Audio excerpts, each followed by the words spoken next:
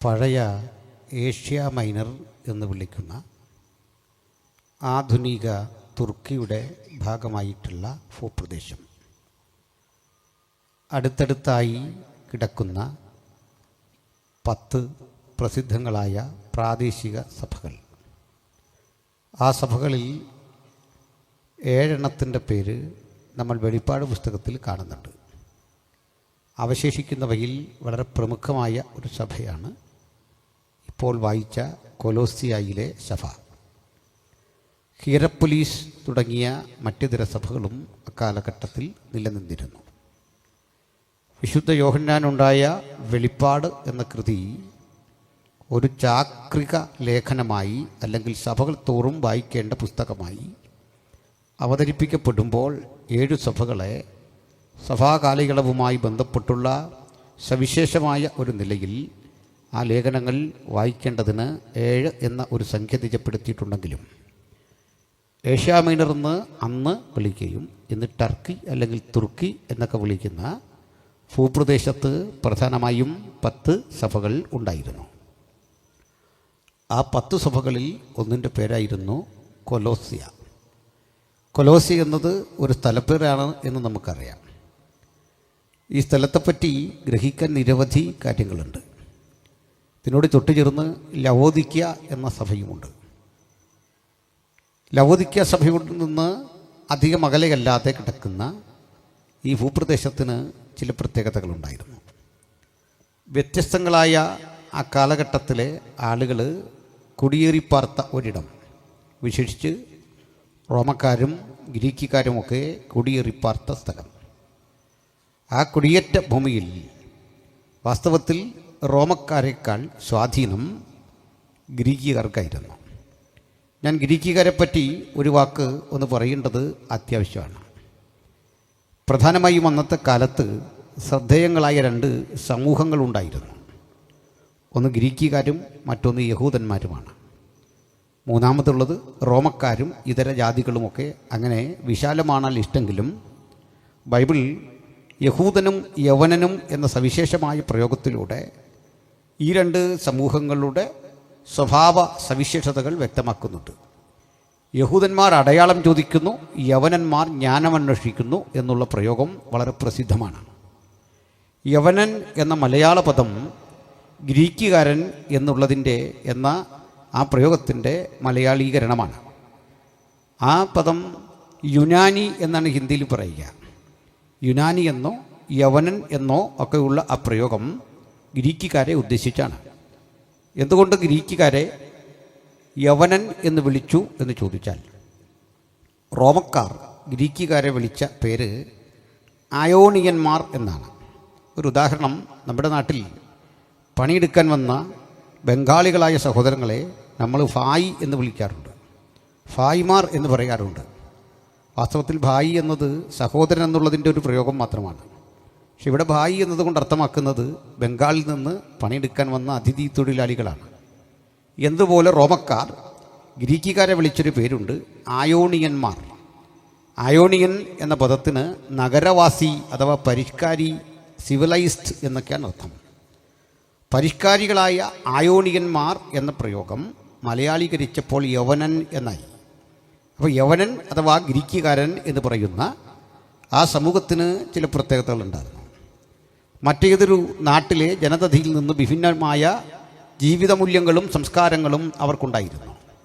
വളരെ പുരാതന കാലം മുമ്പ് തന്നെ അവർക്കിടയിൽ ആഴമേറിയ പഠനം നിർവഹിക്കുന്ന തത്വചിന്തകന്മാരുണ്ടായിരുന്നു. ഞാനും നിങ്ങളുമൊക്കെ മനസ്സിലാക്കുന്ന ഗണിതശാസ്ത്രം അഥവാ മാത്തമാറ്റിക്സ്, അതിൻ്റെ പ്രാക്തനമായ രൂപം ഇന്ത്യയിലും ഗ്രീസിലുമായിരുന്നു ഏറ്റവും അധികം സ്വീകാര്യമായത് ശ്രദ്ധിക്കപ്പെട്ടത്.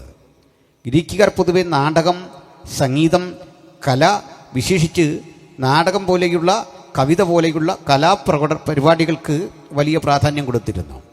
കലയെക്കുറിച്ച് മാത്രമായിരുന്നില്ല അവരുടെ ആകാംക്ഷ. കായിക മാമങ്ങൾക്കും അവർ വലിയ പരിഗണന കൊടുത്തിരുന്നു. കർത്താവായ യേശുക്രിസ്തുവിന് 776 വർഷങ്ങൾക്ക് മുമ്പ് ചരിത്രപ്രസിദ്ധമായ ഒളിമ്പിക്സ് ആരംഭിച്ചു. ക്രിസ്തുവിന് 776 വർഷങ്ങൾക്ക് മുമ്പ് ഒളിമ്പിക്സ് ആരംഭിച്ചു. അന്ന് ഒളിമ്പിക്സിൽ ജേതാവാകുന്ന വ്യക്തിക്ക് കിട്ടുന്ന പാരിതോഷികം ഒലിവ് മരത്തിൻ്റെ ഒരു ചില്ല അതുകൊണ്ട് മെടഞ്ഞുണ്ടാക്കുന്ന ഒരു കിരീടമായിരുന്നു. അതിലെ മുഖ്യാതിഥിയായ രാജാവ് ഈ ഓട്ടക്കളത്തിലോടി ജയം പ്രാപിക്കുന്ന അല്ലെങ്കിൽ ആയോധന കലയിൽ ഏറ്റുമുട്ടി വിജയശീലാളിതനാകുന്ന വ്യക്തിയുടെ ശിരസിലേക്ക് ഈ കിരീടം വെച്ചു കൊടുക്കുന്ന പതിവുണ്ടായിരുന്നു. മൃഗയുദ്ധങ്ങൾക്ക് പേരുകെട്ട സ്ഥലമായിരുന്നു അത്. പരിശീലനം സിദ്ധിച്ച മൃഗങ്ങളെ മനുഷ്യരോട് ചേർത്ത് യുദ്ധത്തിന് ഗോതയിലേക്ക് ഇറക്കി വിടുന്ന സ്ഥലം.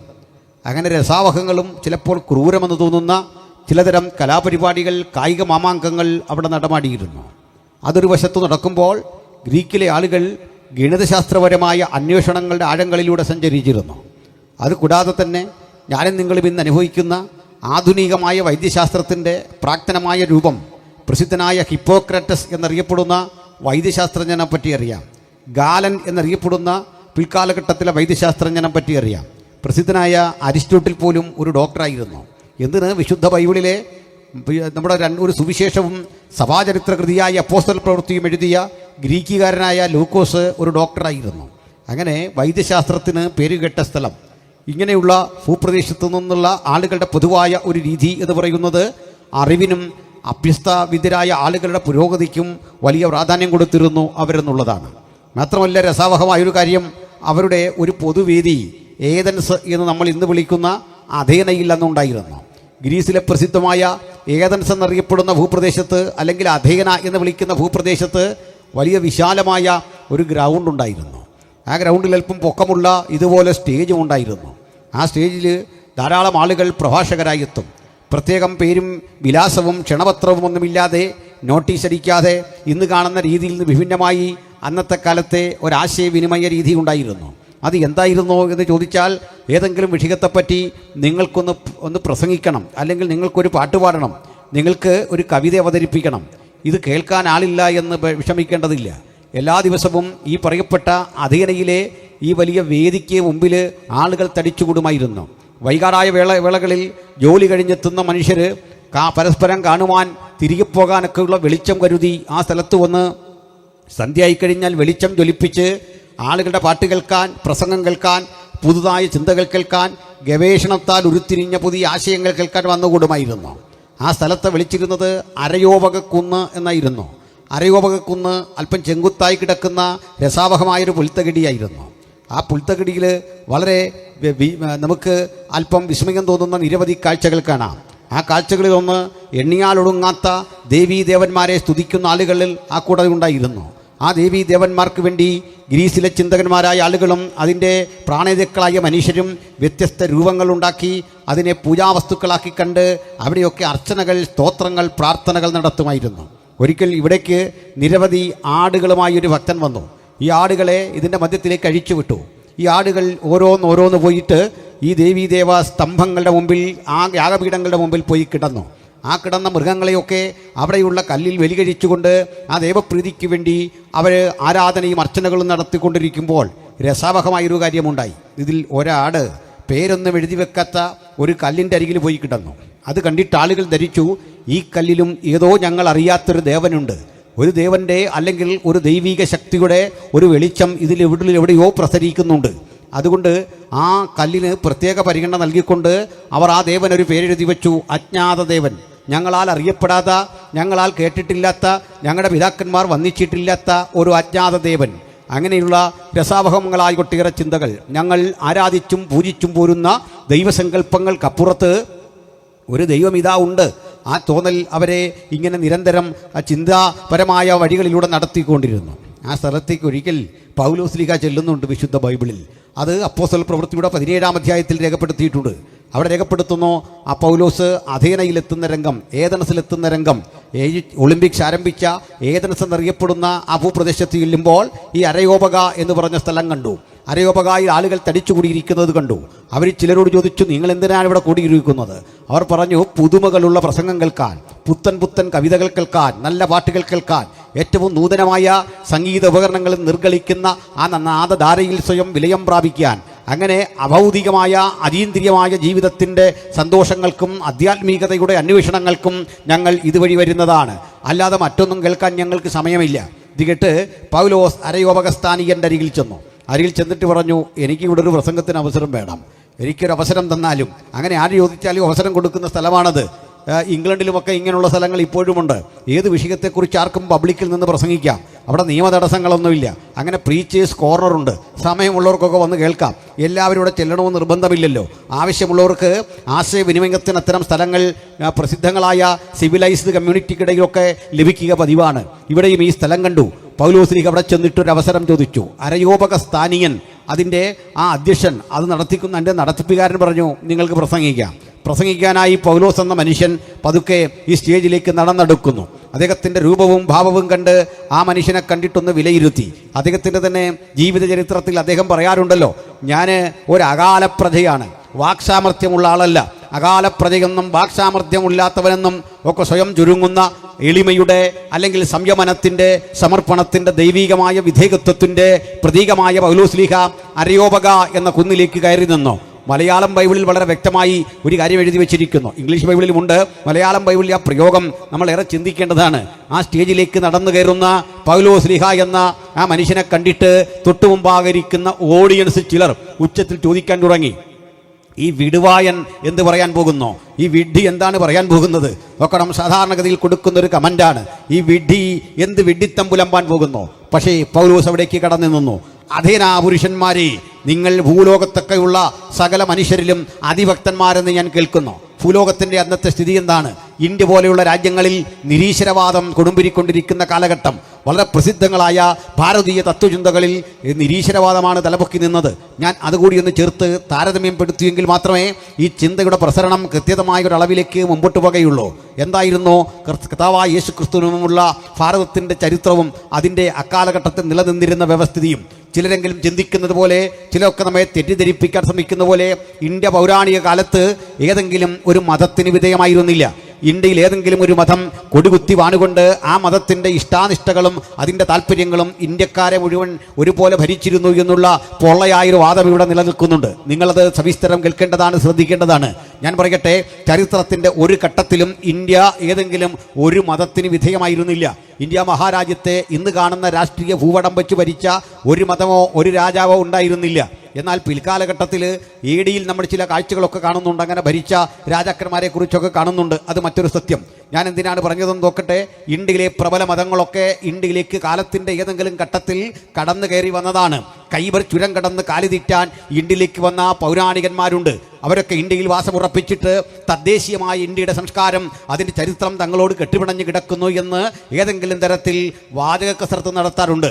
സംവാദവേദികളിൽ, ചർച്ചാവേദികളിൽ ഇത്തരം വാചക കസർത്തുകൾ തകർന്നടിയുന്ന ഒരു കാഴ്ച നിങ്ങൾ കണ്ടിട്ടുണ്ട്. കാരണം ഇന്ന് കെട്ടിപ്പൊക്കിക്കൊണ്ടിരിക്കുന്ന അത്തരം ചിന്താധാരകൾ അപ്രസക്തമാണ് എന്ന് ആധുനിക പഠനങ്ങൾ, ആധുനിക ഗവേഷണങ്ങൾ തെളിയിച്ചിട്ടുണ്ട്. ഞാൻ അതിലേക്ക് കടക്കേണ്ടതില്ല. കാരണം ഇന്ത്യയുടെ പൗരാണികമായ ചരിത്രം അടിയുറച്ചിരിക്കുന്നത് ഒരിക്കലും ഈശ്വര വിശ്വാസത്തിലല്ല.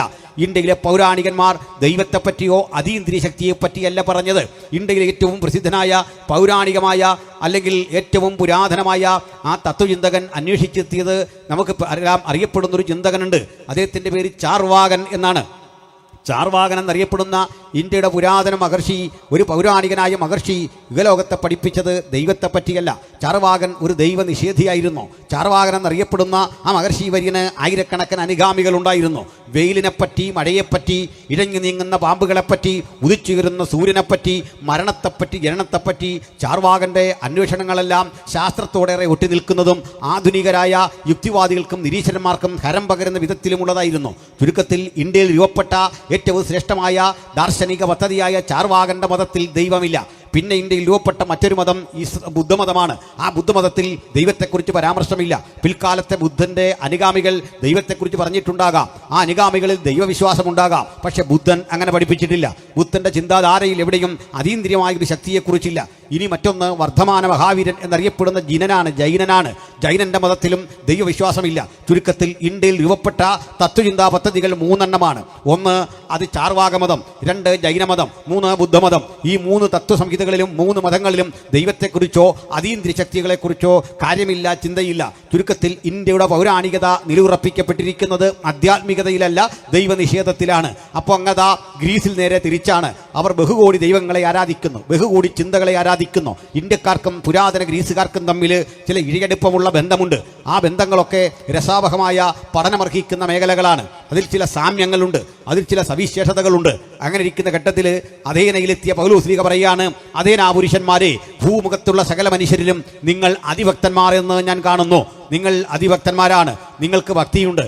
നിങ്ങളുടെ ആ ഭക്തിയുടെ ആഴം വെളിവാക്കുന്ന നിരവധി സ്തൂപങ്ങൾ, സ്തംഭങ്ങൾ, അർച്ചനകൾ നടക്കുന്ന, സ്തോത്ര പ്രാർത്ഥനകൾ നടത്തുന്ന നിരവധി കാര്യാലയങ്ങളെ ഞാൻ കാണുന്നു, നിരവധി സ്ഥാപനങ്ങളെ കാണുന്നു. നിങ്ങളുടെ ഇടയിൽ ഞാൻ മറ്റൊരു കാഴ്ച കൂടി കണ്ടു, മറ്റെങ്ങും കാണാത്ത രസാവഹവും വിസ്മയകരമായൊരു കാഴ്ച. നിങ്ങളുടെ ഈ ഞാൻ നടന്ന് അരയോപക സ്ഥാനങ്ങളെ കാണുമ്പോൾ അജ്ഞാത ദേവനെന്ന് പേരെഴുതിയ ഒരു വേദിക്കല്ല് കണ്ടു. എന്താണ് ഇതിൻ്റെ അർത്ഥം? നിങ്ങൾ അനവധി നൂറ്റാണ്ടുകളായി അജ്ഞാതനായ, അറിയാത്ത, ഗുണമില്ലാത്ത, മണമെന്തെന്നറിയാത്ത, നിറമെന്തെന്നറിയാത്ത ഒരു ദൈവത്തെ സേവിച്ചു വരുന്നു.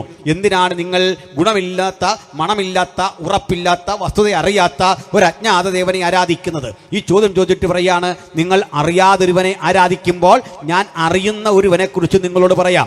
അറിയുന്ന ഒരുവനെ കുറിച്ച് പറഞ്ഞിട്ട് പറയുകയാണ്, നിങ്ങളൊരു കാര്യം കൂടി അന്വേഷിക്കണം. പ്രപഞ്ചദാതാവായ, പ്രപഞ്ച സൃഷ്ടാവായ, സകലത്തിനും കാരണഭൂതനായ ഏകസത്യ ദൈവത്തെക്കുറിച്ചുള്ള വിശാലമായ ഒരു പ്രഭാഷണം അപ്പോസ്തലപ്രവൃത്തി 17-ാം അധ്യായത്തിൽ കാണാം. എന്നിട്ട് പറയുകയാണ്, പ്രപഞ്ചനാഥനായ ദൈവം സ്വർഗത്തിനും ഭൂമിക്കും നാഥനാണ്. സ്വർഗത്തിനും ഭൂമിക്കും നാഥനാകൊണ്ട് അവൻ മനുഷ്യന്റെ കൈപ്പണികളാൽ തീർത്ത ഏതെങ്കിലും ദേവാലയങ്ങളിൽ വാസം ചെയ്യുന്നില്ല. ദൈവത്തെക്കുറിച്ചുള്ള മഹത്തരമായ ആധികാരികമായ ഒരു ചിന്ത പൗലോസ്ലീഹ അരയോപകുന്നിൽ നിന്ന് പ്രസംഗിച്ചു. അതുവരെ ഗ്രീക്കുകാരൻ കേട്ടിട്ടില്ലാത്ത, ഗ്രീക്ക് തന്ത്രചിന്തകന്മാർക്കാർക്കും വിഭാവനം ചെയ്യാൻ കഴിയാത്ത മഹത്തരമായ ഒരു സന്ദേശം കൊടുത്തിട്ട് പറയാണ്, ഭൂമിക്ക് മുഴുവൻ ഒരു സൃഷ്ടാവ് ഉണ്ടാകണം, പ്രപഞ്ചത്തിന് മുഴുവൻ ഒരു സൃഷ്ടാവ് ഉണ്ടാകണം. ഇതാ ജ്വലിച്ചു നിൽക്കുന്ന ഒരു സൂര്യനെ കാണാം, ഇതാ മനോഹരമായൊരു ഭൂമിയെ കാണാം, നാം രാത്രികളിൽ ചന്ദ്രനെ കാണാം. ഈ സൂര്യൻ, ചന്ദ്രൻ, ഭൂമി, ഈ ചരാചരങ്ങൾ, ഇവയൊക്കെ നോക്കിയിട്ട് പറയുകയാണ്, ഇവയ്ക്കൊരു ഭ്രമണ താളമുണ്ട്, ഇവയ്ക്കൊരു രീതിശാസ്ത്രമുണ്ട്, അവർക്കൊരു പ്രവർത്തന രീതിയുണ്ട്. ഈ മനോഹരമായ ഭൂമി സ്വന്തം ഭ്രമണപഥത്തിൽ കറങ്ങുന്നു, അത് സൂര്യനെ വലം വയ്ക്കുന്നു. ഞാൻ എൻ്റെ വിശദീകരണമാണ് ഈ കൂടെ തരുന്നത്. പ്രിയപ്പെട്ടവരെ, ഇതെല്ലാം ചൂണ്ടിക്കാണിച്ചിട്ട് ഈ പ്രപഞ്ചത്തെ മുഴുവൻ സൃഷ്ടിച്ച ഒരു ദൈവത്തെക്കുറിച്ച് പൗലോസ് പ്രസംഗിക്കാൻ തുടങ്ങി. ഭൂമി എത്ര മനോഹരമാണ്, അതിൻ്റെ ആ പ്രവർത്തന രീതി, കോടാനുകോടി വർഷങ്ങൾ ഈ ഭൂമി ഭ്രമണം ചെയ്യുന്ന രീതികൾ, അതെത്ര വിസ്മയാവഹമാണ്. പക്ഷെ പൗലോസ്ലീഹയും വിശുദ്ധ ബൈബിളും വളരെ ഒരു കാര്യം സമ്മതിക്കുന്നു, ഭൂമി മനോഹരമാണ്, അതിൻ്റെ ചലന നിയമങ്ങൾ മനോഹരമാണ്. പക്ഷെ ഭൂമി ദൈവമല്ല.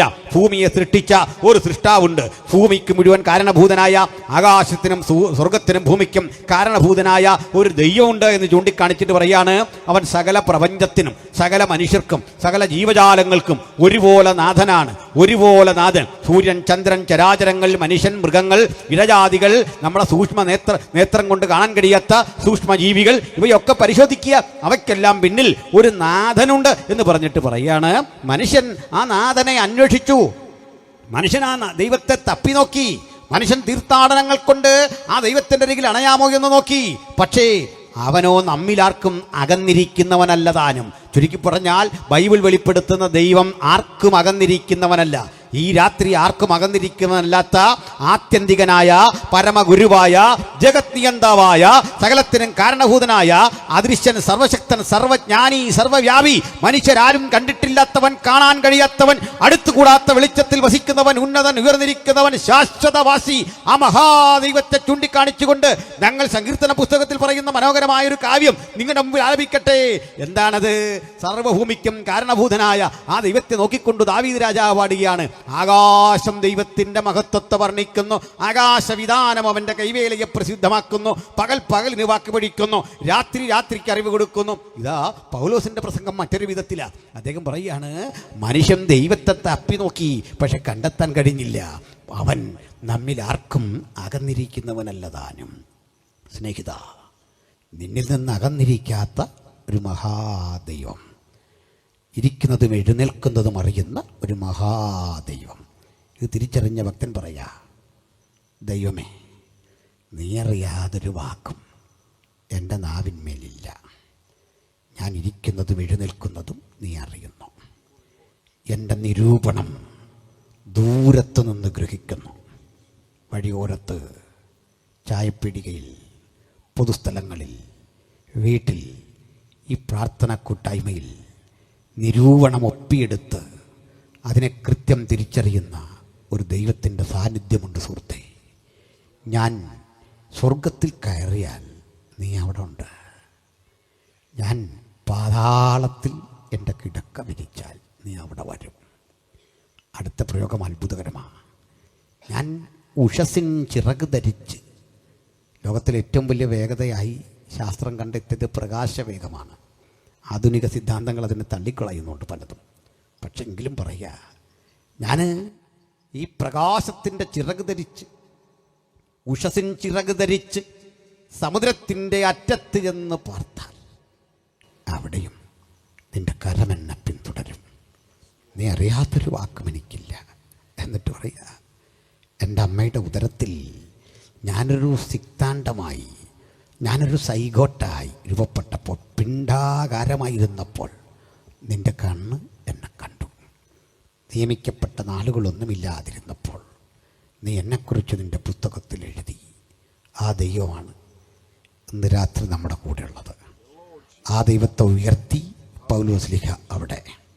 രസാവഹമായ കാര്യം, ആയിരക്കണക്കിന് ആളുകൾ തടിച്ചുകൂടിയ വേദിയിൽ ദുർബലനെന്ന് കരുതിയ ഒരു മനുഷ്യൻ നെഞ്ചുറപ്പോടെ വിളിച്ചു പറഞ്ഞു, അവനിലല്ലോ നാം ഇരിക്കുന്നതും ചരിക്കുന്നതും ദൈനംദിന പ്രവൃത്തികളെല്ലാം ചെയ്യുന്നത്. ആ ദൈവത്തിലാണ്. ശ്വസിച്ചത് ആ ദൈവത്തിൻ്റെ കാരുണ്യമാണ്. നമ്മുടെ കണ്ണ് ഒരു മിനിറ്റിൽ ഒരു 10-20 തവണ ചിമ്മുന്നുണ്ട്. അറിയാതെ നടക്കുന്നൊരു പ്രവൃത്തിയാണ്. അന്തരീക്ഷത്തിലെ പൊടിപടലങ്ങൾ കണ്ണിലടിച്ച് കണ്ണ് മലിനമാകാതിരിക്കാൻ ദൈവം സ്വയം ക്രമപ്പെടുത്തി വച്ചിട്ടുള്ളൊരു സംവിധാനമാണ്.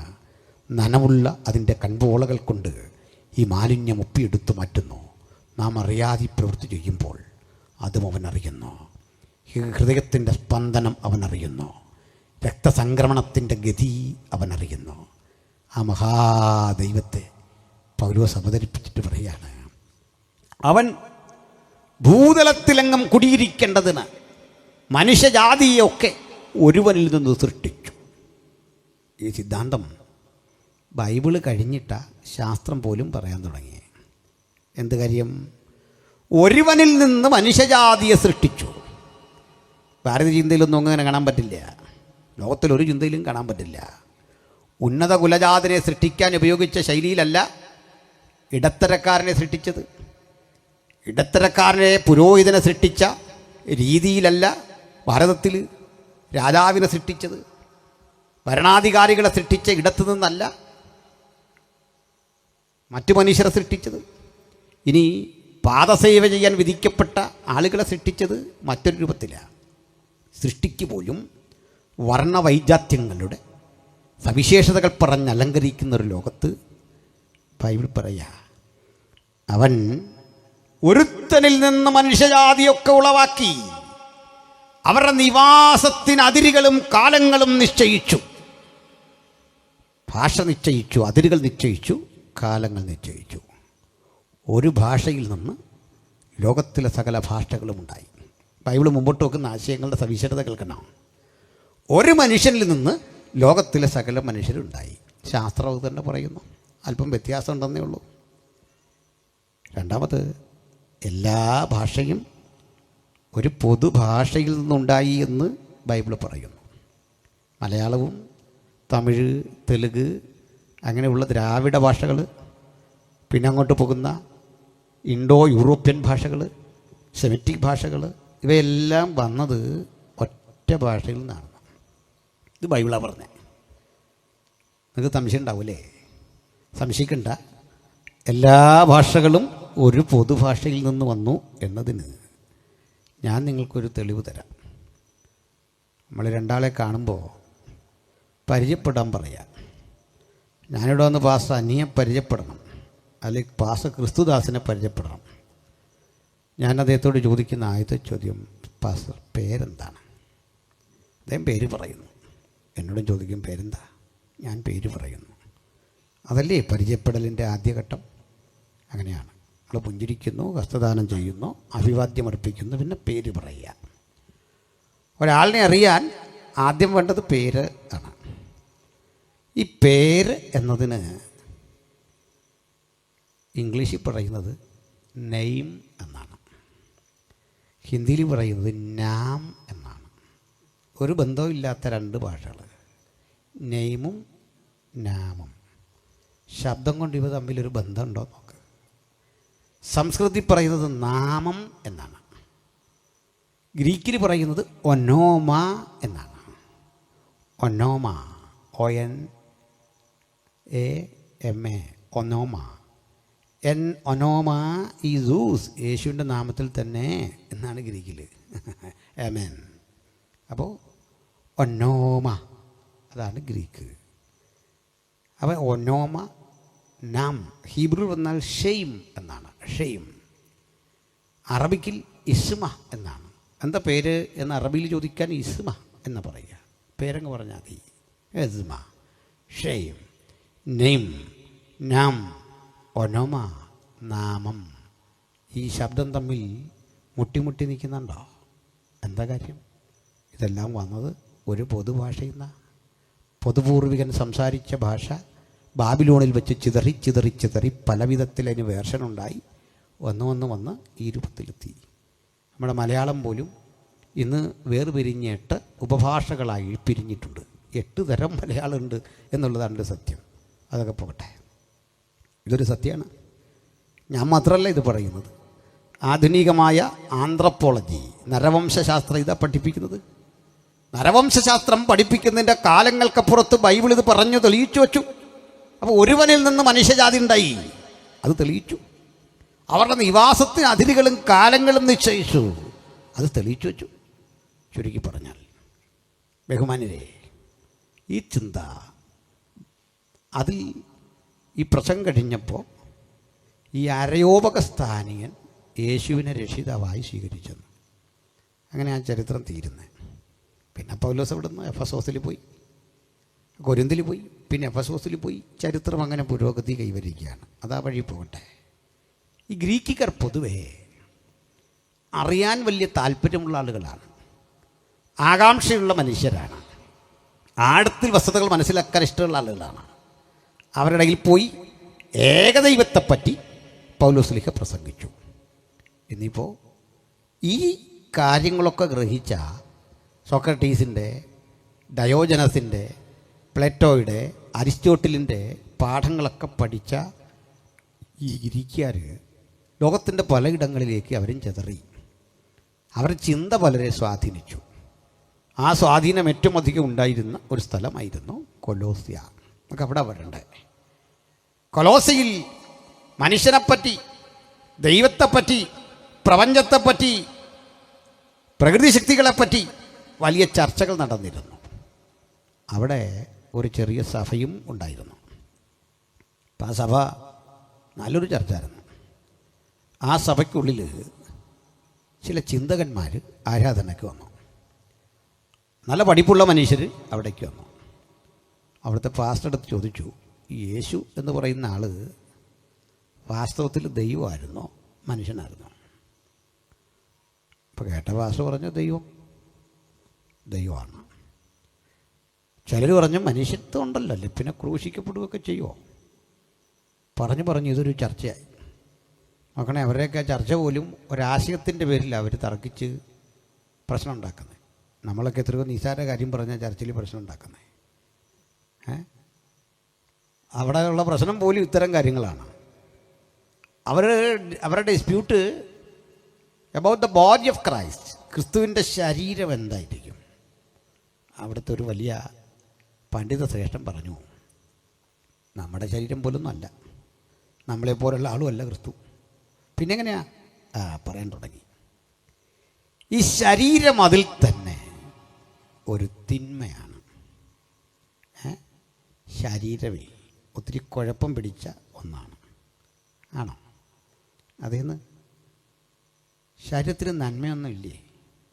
നന്മയുണ്ടോ, പക്ഷെ തിന്മ വല്ലാതെ ഉണ്ട്. ഒരു എക്സാമ്പിൾ, ശരീരത്തിന് വിശന്നാൽ ഷുഗറുള്ള മനുഷ്യരെ സംബന്ധിച്ചിടത്തോളം എത്ര ആത്മീയനാണെങ്കിലും അല്പം കഴിഞ്ഞ് ചൂടാവും, വീട്ടിൽ കിടന്ന് വല്ലാത്ത പ്രശ്നം ഉണ്ടാക്കും, കലിയിൽക്കുന്നു, എല്ലാ ഫുഡും കഴിക്കാൻ വയ്യ, കൂടുതൽ കഴിക്കാൻ വയ്യ, കുറച്ച് കഴിക്കാൻ വയ്യ. അത് ശരീരത്തിൻ്റെ ഒരു കുഴപ്പമാണ്. അങ്ങനെയാണ്, ശരീരത്തിന് ഒത്തിരി കുഴപ്പമുണ്ട്. വേറൊരു കുഴപ്പം, ഒരു പെൺകുട്ടിയെ കല്യാണം ആലോചിക്കുന്നു, പയ്യൻ കാണാൻ വരുന്നു, അവൻ ഇഷ്ടപ്പെട്ടില്ല എന്ന് പറയുന്നത്, ഇഷ്ടപ്പെട്ടു എന്ന് പറയുന്നതും ആ പെണ്ണിൻ്റെ ആത്മാവിൻ്റെ കാര്യമല്ല. ആ പെണ്ണിൻ്റെ വ്യക്തി എന്ന നിലയിൽ അവളുടെ ഔട്ട്വേർഡ് അപ്പിയറൻസ്, അല്ലെങ്കിൽ ആ പയ്യൻ്റെ അസ്തിത്വം, അവൻ്റെ ശരീരം, ആ വ്യക്തിത്വത്തെയാണ് ഇഷ്ടപ്പെടുകയോ നിരസിക്കുകയോ ചെയ്യുന്നത്. നിങ്ങളിവിടേക്ക് പ്രസംഗിക്കാൻ വിളിച്ചത് എൻ്റെ ആത്മാവിനെയല്ല, ഞാനെന്ന മനുഷ്യനെയാണ്. ഇവിടെ പതിപ്പിച്ച് വെച്ച ഫോട്ടോ എൻ്റെ ആത്മാവിൻ്റെ ഇല്ല, എൻ്റെ ശരീരത്തിൻ്റെയാണ്. അപ്പോൾ ശരീരം വളരെ പ്രധാനപ്പെട്ട ശരീരത്തെ ചൂണ്ടിക്കാണിച്ചിട്ട് ഒന്ന് പറഞ്ഞു, ഇത് കൊള്ളരുതാത്തൊരു ശരീരമാണ്. Body is evil, the matter is evil. ശരീരം, പദാർത്ഥമെല്ലാം പാപമാണ്. അതിലെല്ലാം എവിടെയോ മാലിന്യങ്ങളുണ്ട്. നിങ്ങളിരിക്കുന്ന കസേര സൂക്ഷ്മമായി ശ്രദ്ധിക്കുക, അതിൽ പൊടിപടലങ്ങൾ കാണാം, കാരണം അതൊരു പദാർത്ഥമാണ്, അതിൽ മാലിന്യമുണ്ട്. വസ്ത്രം, അത് ശ്രദ്ധിക്കുക, അതിൽ മാലിന്യമുണ്ട്. നാം കൈകാര്യം ചെയ്യുന്ന വസ്തുക്കളൊക്കെ മാലിന്യമുണ്ട്. അപ്പോൾ ബോഡി, ശരീരമെന്ന് പറയുന്നത് അതിൽ തന്നെ മലിനമാണ്. പരിശുദ്ധനായ, ശ്രേഷ്ഠനായ, സർവശക്തനായ ഒരു ദൈവത്തിന് മലിനമായ ഒരു ശരീരം സ്വീകരിക്കാൻ പറ്റുമോ? മലിനമായൊരു ശരീരം സ്വീകരിച്ചുകൊണ്ട് എങ്ങനെയാണ് വർത്തിക്കാൻ സാധിക്കുക? അതുകൊണ്ട് യേശു ദൈവമാണ്, പൂർണ്ണ ദൈവം, പൂർണ്ണ അളവിലെ ദൈവം. അപ്പോൾ ചിലർ ചോദിച്ചപ്പോൾ നമ്മൾ ഈ കണ്ട ശരീരം പറയാം. അയാൾ പറഞ്ഞു, ശരീരമുണ്ടെന്ന് നമുക്ക് തോന്നും, പക്ഷേ ശരീരമില്ല. ഇത് അനിൽക്കൊടുത്തോട്ടം പറഞ്ഞാൽ തെറ്റിദ്ധരിക്കണ്ട. ഇത്രയും വെട്ടിയെടുത്ത് ക്ലിപ്പിട്ടിട്ട് ഇയാൾ ഇങ്ങനെ വന്ന് പ്രസംഗിച്ചിട്ട് പോയി, യേശുവിന് ശരീരം ഇല്ലായിരുന്നു. അങ്ങനെ കുറേ ബിരുദന്മാരെനിക്കിട്ട് പണി തരാൻ നോക്കുന്നുണ്ട്. അപ്പോൾ ഒരു കാര്യമുള്ളത് മൊത്തം കിട്ടുള്ളൂ, വേറെ കുഴപ്പമില്ല. ഗ്രീസിലെ തത്വചിന്ത പഠിച്ച കക്ഷികൾ കൊലോസ്യ സഭയിലെത്തി അവരെ പഠിപ്പിക്കുകയാണ് ശരീരം ഇല്ല യേശുവിന്. അപ്പോൾ നമ്മൾ കണ്ടതോ അതൊരു തോന്നലോ.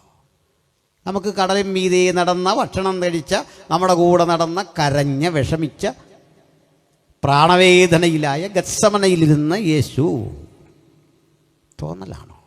ഒഴിവെഞ്ച് തോന്നലെന്ന് പറഞ്ഞാൽ ഉണ്ടെന്ന് തോന്നുകയല്ല, മറിച്ച് ഇത് ഒരു മാജിക്കൽ ബോഡി ആയിരുന്നു, ഒരു മാന്ത്രിക ശരീരം.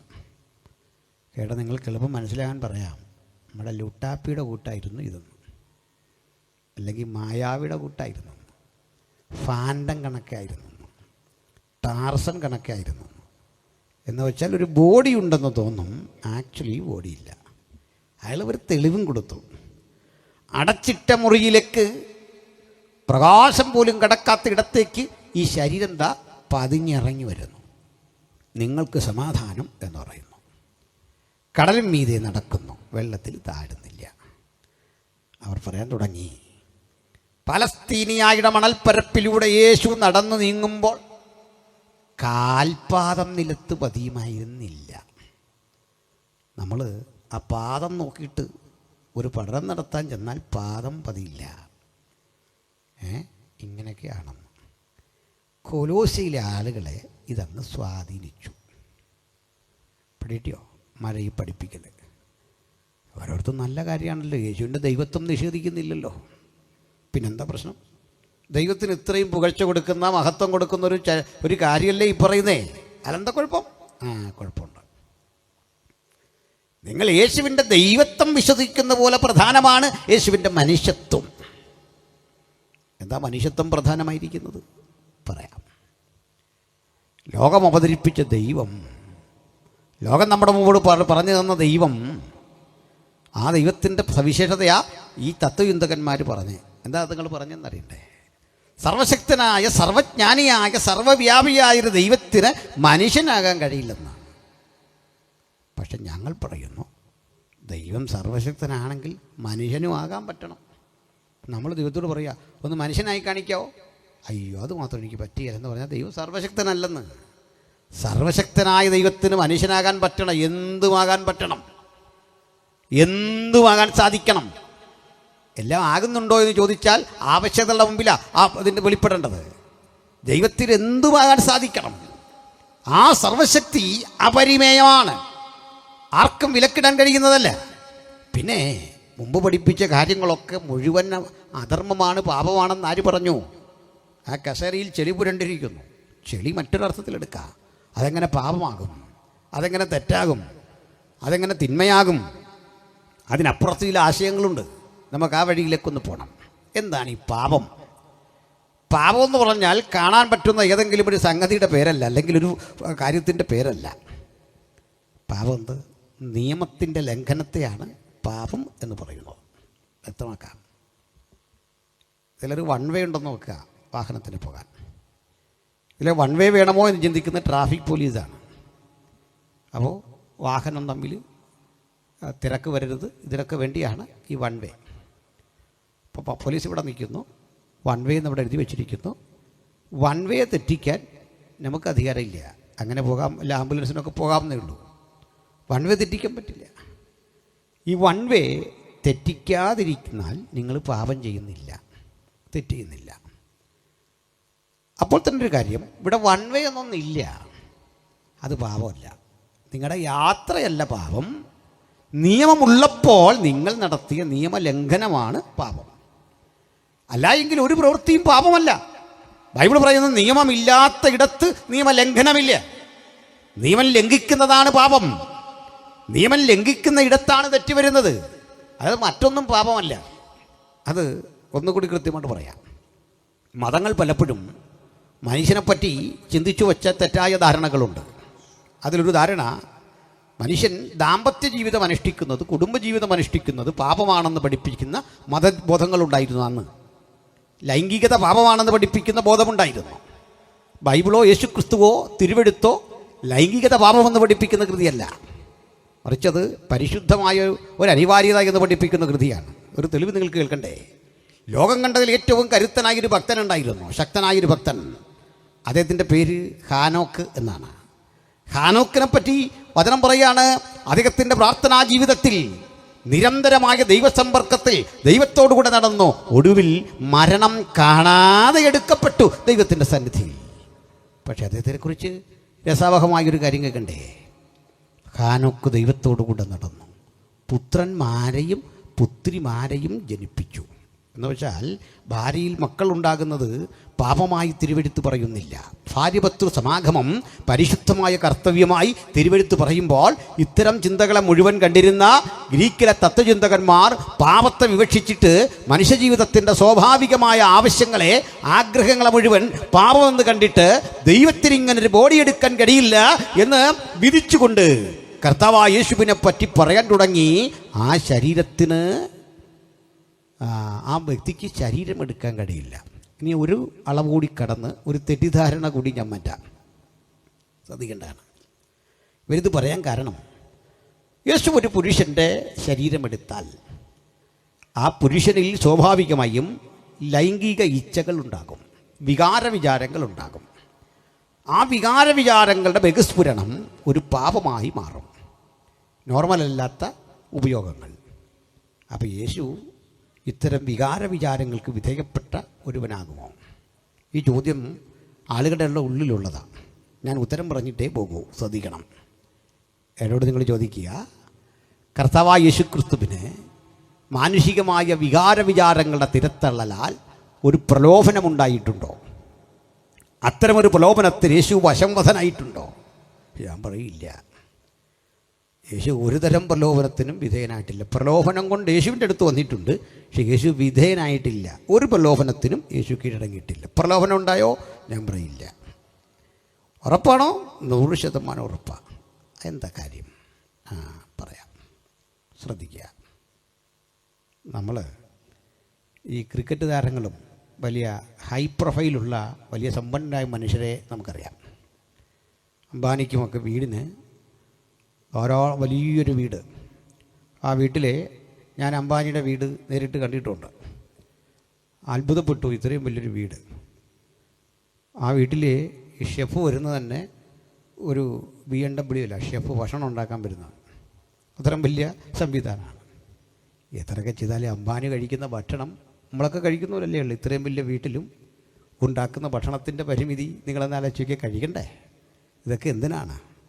ഇതിൻ്റെ അർത്ഥം ഇത്രേ ഉള്ളൂ. നമ്മളിൽ ചിലർക്ക് വീടൊന്നുമില്ല, ചിലർക്ക് ചെറിയൊരു വീടുണ്ട്. വീടില്ലാത്ത ഒരാളൊരു വീടുണ്ടാക്കുമ്പോൾ അയാൾക്ക് വലിയൊരു സംതൃപ്തി. ഓല കെട്ടിയ വീടുമൊക്കെ കളഞ്ഞ് അല്പം കൂടെ കൊള്ളാവുന്നൊരു വീട് പണിത് കഴിയുമ്പോൾ അംബാനി പണി കഴിപ്പിച്ച് ഈ ബഹുനിലയേക്കാൾ പുള്ളി ഇതിൽ വലിയ തൃപ്തനാണ്. കണ്ടിട്ടുണ്ടോ? വണ്ടിയില്ലാത്ത നമുക്കൊരു സാധാരണ വണ്ടി കിട്ടി, ഒരു പഴയ സ്കൂട്ടർ. അത് അദ്ദേഹം വൃത്തിയാക്കി കഴുകി ഒരു വലിയ BMW കൊണ്ടു കിടക്കുന്ന പോലെ ആ സ്കൂട്ടർ കൊണ്ടു കിടക്കുന്ന മനുഷ്യൻ അയാളുടെ സ്കൂട്ടറിൽ തൃപ്തനാണ്, വലിയ സംതൃപ്തി. ചവിട്ട് സൈക്കിളിൽ സംതൃപ്തി അനുഭവിക്കുന്ന മനുഷ്യരുണ്ട്. അതെന്താ കാര്യം തരണ്ടേ? ജീവിതത്തോടുള്ള നിങ്ങളുടെ സമീപനം. 100 ബൈക്ക് സ്വന്തമുള്ള മനുഷ്യൻ ഒരു ബൈക്കിലും തൃപ്തനല്ല, ഒറ്റ ബൈക്കിലും തൃപ്തനല്ല. ഒത്തിരി ചെയ്യുന്നതിലല്ല, ആ നിർവഹിക്കുന്നത് നന്നായിരിക്കണം. ഞാൻ പലപ്പോഴും പറയാറുണ്ട്, ഒത്തിരി പാട്ട് പാടുന്നതിലല്ല അർത്ഥം, പാടുന്നത് പാട്ടായിരിക്കണം. ഈ പാട്ട് മത്സരം പോലെ പാടിയിട്ട് കാര്യമില്ല. നമ്മുടെ പാട്ടുകാർ നല്ല പാട്ടുകാരാണ്, ഗ്രാവിറ്റി ഉള്ള ഒരു പാട്ട് മതി, ആ പാട്ടുകാരൻ എപ്പോഴും ഓർത്തിരിക്കും. മനസ്സിലായില്ലേ? ആ പണ്ട് ഒരു മനുഷ്യന് ഗാനമേളയ്ക്ക് പാടാൻ പോയി. അപ്പോഴേക്ക് ഈ ആളുകൾക്കിടയിൽ നിന്ന് എഴുതി കൊടുത്തു, ആ പാട്ട് ഒന്നുകൂടി പാടണം. അങ്ങനെ ഒന്നുകൂടെ പാടി, പിന്നെ എഴുതി കൊടുത്തു, പിന്നെയും പാടി പാടി പാടി പാടി മടുത്തു. ലാസ്റ്റ് ഇയാൾ തന്നെ പറഞ്ഞു, ഇനിയും നിങ്ങളിങ്ങനെ ഇത് പാടാനായിട്ട് പറയരുത്, കാരണം വേറെ പാട്ടും കൊണ്ടാണ് വന്നിരിക്കുന്നത്, അതും പാടണം. 8-10 തവണയായി, ഇനി ഇത് ചോദിക്കരുത്. അപ്പോൾ ഒരു അപ്പച്ചൻ എഴുന്നേറ്റ് വന്നിട്ട് പറഞ്ഞു, ഞാൻ ആദ്യം ഇതൊന്ന് പാടി ശരിയാക്ക്, പിന്നല്ലേ ബാക്കി കൊണ്ടുവന്നേ, ഇതൊന്ന് വൃത്തിയായിട്ട് പാട്, പിന്നെ നമുക്ക് ബാക്കിയിലേക്ക് പോകാം. അപ്പം ഇവൻ ഓർത്ത് ഇത്രയും നേരം ഈ കുറിപ്പ് വന്നുകൊണ്ടിരുന്നത് ഇവനെ ആസ്വദിച്ചാ നല്ലെന്ന്. സംഗതി ഇത് ശരിയായിട്ടില്ല. ഒത്തിരി ചെയ്യുന്നതിലല്ല, ഒത്തിരി പ്രസംഗിക്കുന്നില്ലെന്ന്, ഒത്തിരി പാടുന്നതിലല്ലെന്ന്, ഒത്തിരി ചെയ്യുന്നതിലല്ല.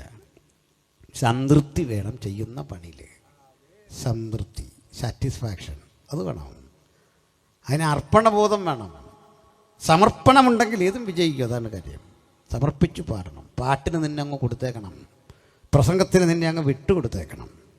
അങ്ങനെ അങ്ങോട്ട് സമർപ്പണം ചെയ്ത് കഴിയുമ്പോൾ അതങ്ങ് വിജയിക്കും. അങ്ങനെയാണ്. അങ്ങനെയെങ്കിൽ അംബാനി ഒരു മുറിയിലും തൃപ്തനല്ല. ബുർജ് ഖലീഫയുടെ ഉടമ ആ കെട്ടിടത്തിൻ്റെ ഉയരത്തിൽ ഇന്നും തൃപ്തനല്ല. അസംതൃപ്തി. അവിടെ ചെറിയൊരു വീടുള്ള ഒറ്റമുറി വീട്ടിൽ കിടക്കുന്ന നമ്മളിൽ പലരും തൃപ്തരാണ്. എല്ലാവരുടെയും കാര്യമല്ല. എന്ത് കിട്ടിയാലും തൃപ്തിയില്ലാത്തവരെ വൃത്തികെട്ടന്മാർ നമ്മുടെ ഇടയിലുമുണ്ട്. അവരെ വിട്ടേക്ക്. വൃത്തികെട്ട സ്ത്രീകളും ഉണ്ട്, ശ്രമിച്ചേക്ക്. എന്ത് കിട്ടിയാലും തൃപ്തിയില്ല, ഒന്നിലും സംതൃപ്തിയില്ല. അങ്ങനെയുള്ള മനുഷ്യരുണ്ട്. എന്തിനും കുറ്റം പറഞ്ഞിട്ട് ആസ്വദിക്കുന്ന മനുഷ്യരുണ്ട്. അവരെ അങ്ങ് വിട്. അപ്പം എൻ്റെ ചോദ്യം, ഞാനിവിടെ ഒത്തിരി കൊച്ചു കുട്ടികളെ കാണുന്നു. അപ്പോൾ ഈ കൊച്ചു കുട്ടികളുടെ മുമ്പിലേക്ക് ഞാൻ 2-3 പുസ്തകം വെച്ചിട്ട്, കുഞ്ഞിന് ഷേക്സ്പിയറുടെ ഓഥല്ലോ എൻ്റെ പക്കലുണ്ട്, കുഞ്ഞിനിത് വേണമെന്ന് ചോദിച്ചാൽ ഈ മോള് പറയുക, അങ്കിൾ അതൊന്നും എനിക്ക് വേണ്ട. അല്ലെങ്കിൽ ഞാൻ അതിലും നല്ല കുറേ പുസ്തകങ്ങളുണ്ട് ഉച്ചയ്ക്ക. ആധുനികരായ എഴുത്തുകാരുടെ പുസ്തകങ്ങൾ കൊണ്ടുവരിക, ബെന്യാമിൻ്റെ ആടുജീവിതം കൊണ്ടുവെക്കുക, അതല്ലെങ്കിൽ TD രാമകൃഷ്ണൻ്റെ പുസ്തകം കൊണ്ടുവെക്കുക, വായിക്കുക. കുഞ്ഞിനത് താല്പര്യമില്ല, കുഞ്ഞിനെ പ്രലോഭിപ്പിക്കില്ല, കുഞ്ഞിനെ അത് അങ്ങോട്ട് അട്രാക്റ്റ് ചെയ്യില്ല. അതേസമയത്ത് ഞാൻ ഐസ്ക്രീം വെച്ചിട്ട് 2-3 പേരെ വിളിച്ച് അത് തികയാതെ വരും. കുഞ്ഞിന് പ്രലോഭനമാണ് ഇത് കണ്ടു കഴിഞ്ഞാൽ. ഞങ്ങൾക്കൊക്കെ പുസ്തകം കണ്ടാൽ ഞാൻ ബുക്ക് സ്റ്റാളിലൊന്ന് കയറി പുസ്തകം ഉണ്ടോ എന്ന് അറിയാനാണ്. കാരണം ബുക്കുകൾ പുതിയ കണ്ടെത്തിയാൽ വായിക്കണം. ഞങ്ങളുടെ ഒരു ലോകം അങ്ങനെയാണല്ലോ, പ്രസംഗിക്കുകയും ചെയ്യേണ്ടതല്ലേ. ഞങ്ങളെ ഇത് കണ്ടാൽ പ്രലോഭനം ഉണ്ടാക്കും, അത് വാങ്ങണം. അങ്ങനെയാണ്, അത് പ്രലോഭിപ്പിക്കപ്പെടും. ഈ പ്രലോഭനപ്പോഴാണ് പുതുതൊന്നിനെ എടുക്കാനുള്ള ആ പ്രലോഭനം. എന്തുകൊണ്ട് എനിക്ക് അല്ലേ നിങ്ങൾക്ക് ഐസ്ക്രീം കണ്ടപ്പോൾ പ്രലോഭനം ഉണ്ടായില്ല? നമ്മൾ ഐസ്ക്രീം കണ്ടിട്ട് പ്രലോഭനം വരാത്തതിൻ്റെ കാര്യം, ഈ കൊച്ചുകുട്ടി കണ്ടിട്ടില്ലേ? ഈ കൊച്ചുകുട്ടി, എനിക്ക് 3 മക്കളാണ്. അപ്പോൾ അതിൽ ഈ മക്കൾ ഐസ്ക്രീം കഴിച്ചിട്ട് ഈ ഇളയ കക്ഷി ഇതിങ്ങനെ കോരിയെടുത്ത് മൂത്തവർക്ക് അല്പാൽപ്പം കൊടുത്തിട്ട് അവരതിരുന്ന് കുടിക്കും. ആ കഴുകാത്ത കൈ കൊണ്ട് എൻ്റെ അടുത്ത് വന്നാൽ പോടാതെ ഞാൻ ഓടിച്ചു വിടും. കാരണം എനിക്കിത് വേണ്ട. ഇത് കൈ കഴിയുമോയെന്നൊന്നും മറ്റേ കുട്ടികൾക്ക് പ്രശ്നമല്ല, കാരണം അവർക്കിതിൻ്റെ ഒരു അല്പം കിട്ടിയാൽ മതി. പ്രലോഭനം പിടികിട്ടിയോ? എനിക്ക് തന്നെ പ്രലോഭിപ്പിക്കാതെ അപ്പ എത്ര ഐസ്ക്രീം കണ്ടതാ, എത്ര ലോകം കണ്ടതാ, എത്ര കല്യാണം കൂടി, എത്ര കല്യാണം നടത്തി, ഏതെല്ലാം സ്ഥലങ്ങളിൽ പോയി. ഇത് എന്നെ ഒരിക്കലും പ്രലോഭിപ്പിക്കില്ല. എന്താ പറഞ്ഞെന്നറിയണ്ടേ? ഈ സ്വർഗീയ മഹിമ വിട്ട് താണലോകത്തിലേക്ക് വന്ന യേശുവിനെ എന്ത് കാട്ടിയാ നിങ്ങൾ പ്രലോഭിപ്പിക്കുന്നേ? എന്തോന്ന് കാട്ടിയാ? പിടികിട്ടിയോ? വെറുതെ സുന്ദരിയായൊരു പെണ്ണിനെയോ, മനോഹരമായൊരു വീടോ, മനോഹരമായൊരു രാജ്യം പ്രലോഭിപ്പിക്കും. മനസ്സിലായോ? മുമ്പേ ഐസ്ക്രീം കൊടുത്തു എന്ന് പറഞ്ഞതേ ഉള്ളൂ. ഇത് വേണോ? അങ്ങനെ സുന്ദരിയെ കണ്ടാൽ പ്രലോഭിപ്പിക്കപ്പെടുന്നവനല്ല യേശു. അവളെയും തൻ്റെ മാറോട് ചേർത്തിട്ട് പറയും, മകളെ അനുഗ്രഹിക്കപ്പെടുക. അവൾക്കും യേശു കാന്തനാണ്, സ്നേഹിതനാണ്, സഹകാരിയാണ്, സഹചാരിയാണ്. അവനെ പ്രലോഭിപ്പിക്കാൻ മനുഷ്യൻ ശ്രമിച്ചേക്കാം, പ്രായോഗികമല്ല. കാരണം ആരാണ് ക്രിസ്തു? അവൻ ദൈവരൂപത്തിലിരിക്കെ ദൈവത്തോടുള്ള സമത്വം മുറുകെ പിടിക്കണമെന്ന് വിചാരിക്കാതെ ദാസ്യരൂപമെടുത്തു വേഷത്തിൽ മനുഷ്യനായി വിളങ്ങി. ചിലക്കത് മനസ്സിലാവില്ല, പറയാം. ഇപ്പം ക്രൂശിക്കപ്പെട്ടൊക്കെ എന്തിനാന്നല്ലേ?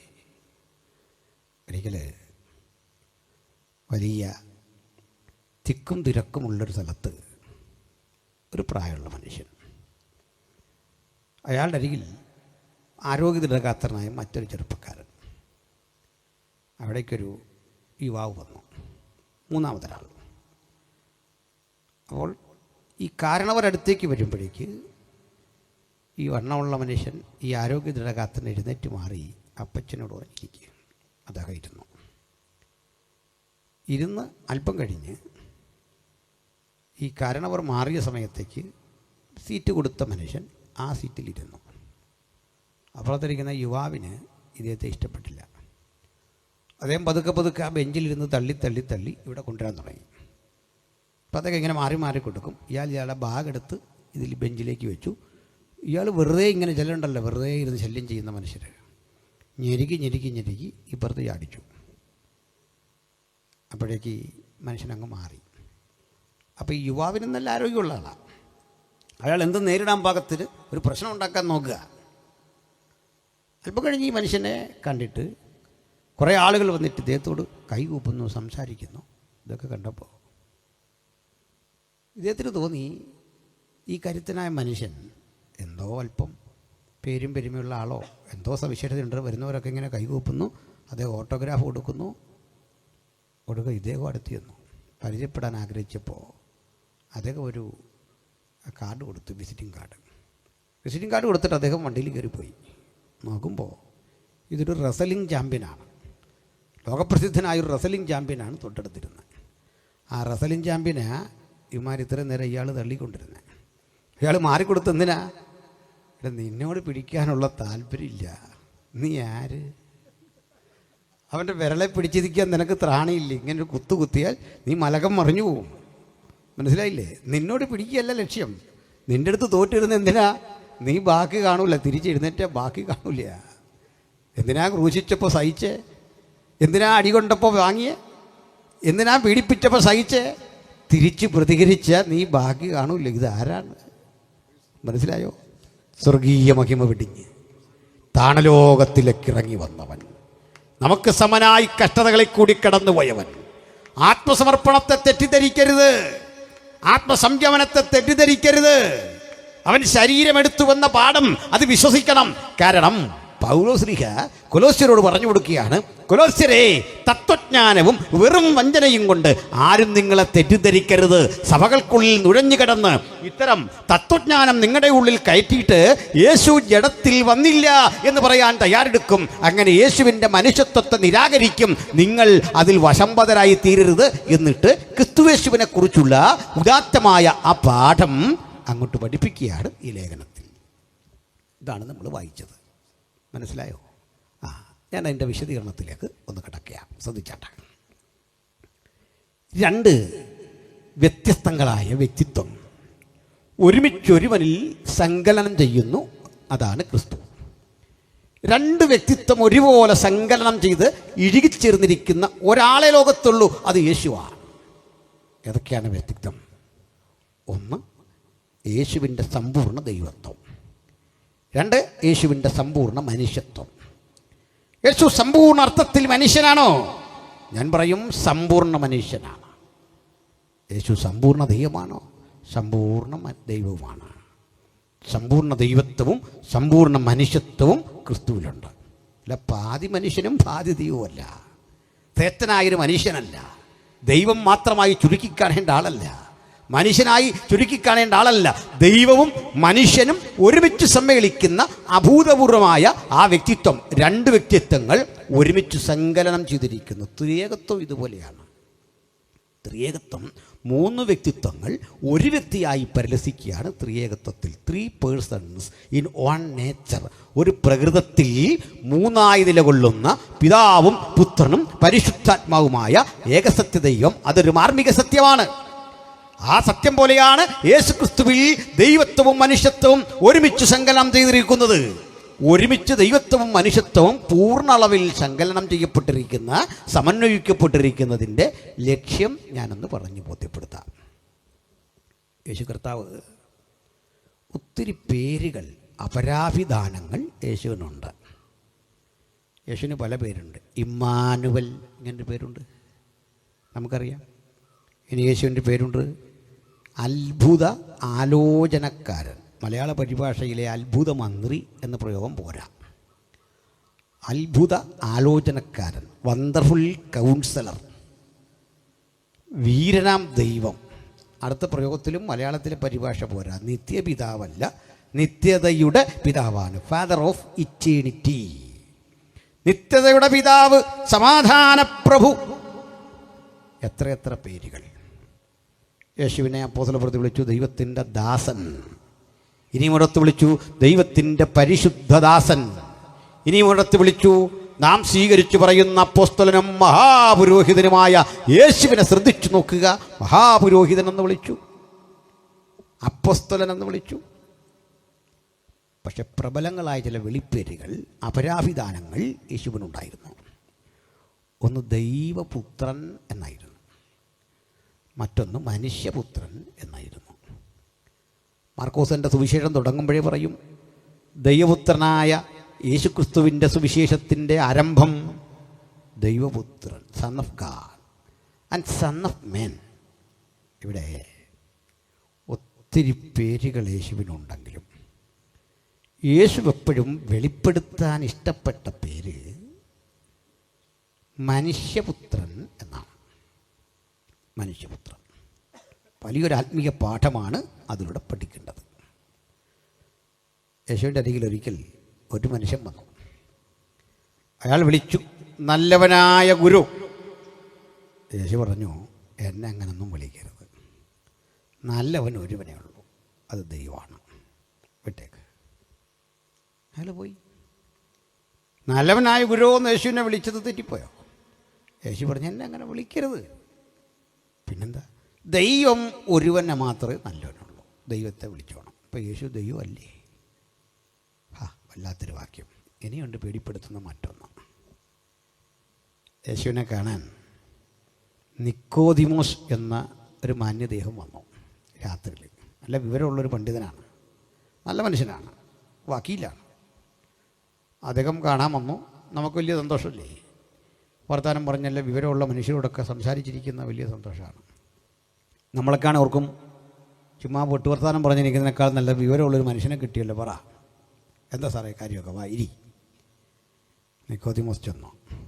ഒരു വിളിയാണ്, ഗുരു നീ ദൈവത്തിൻ്റെ അടുക്കൽ നിന്ന് ഉപദേഷ്ടാവായി വന്നിരിക്കുന്നു എന്ന് ഞാൻ അറിയുന്നു. ഞങ്ങൾ ഡിസ്കസ് ചെയ്തു നിന്നെ പറ്റി. ഈ നാട്ടുകാർ പറയുന്നതല്ല, you are from God, you are an exhort from God.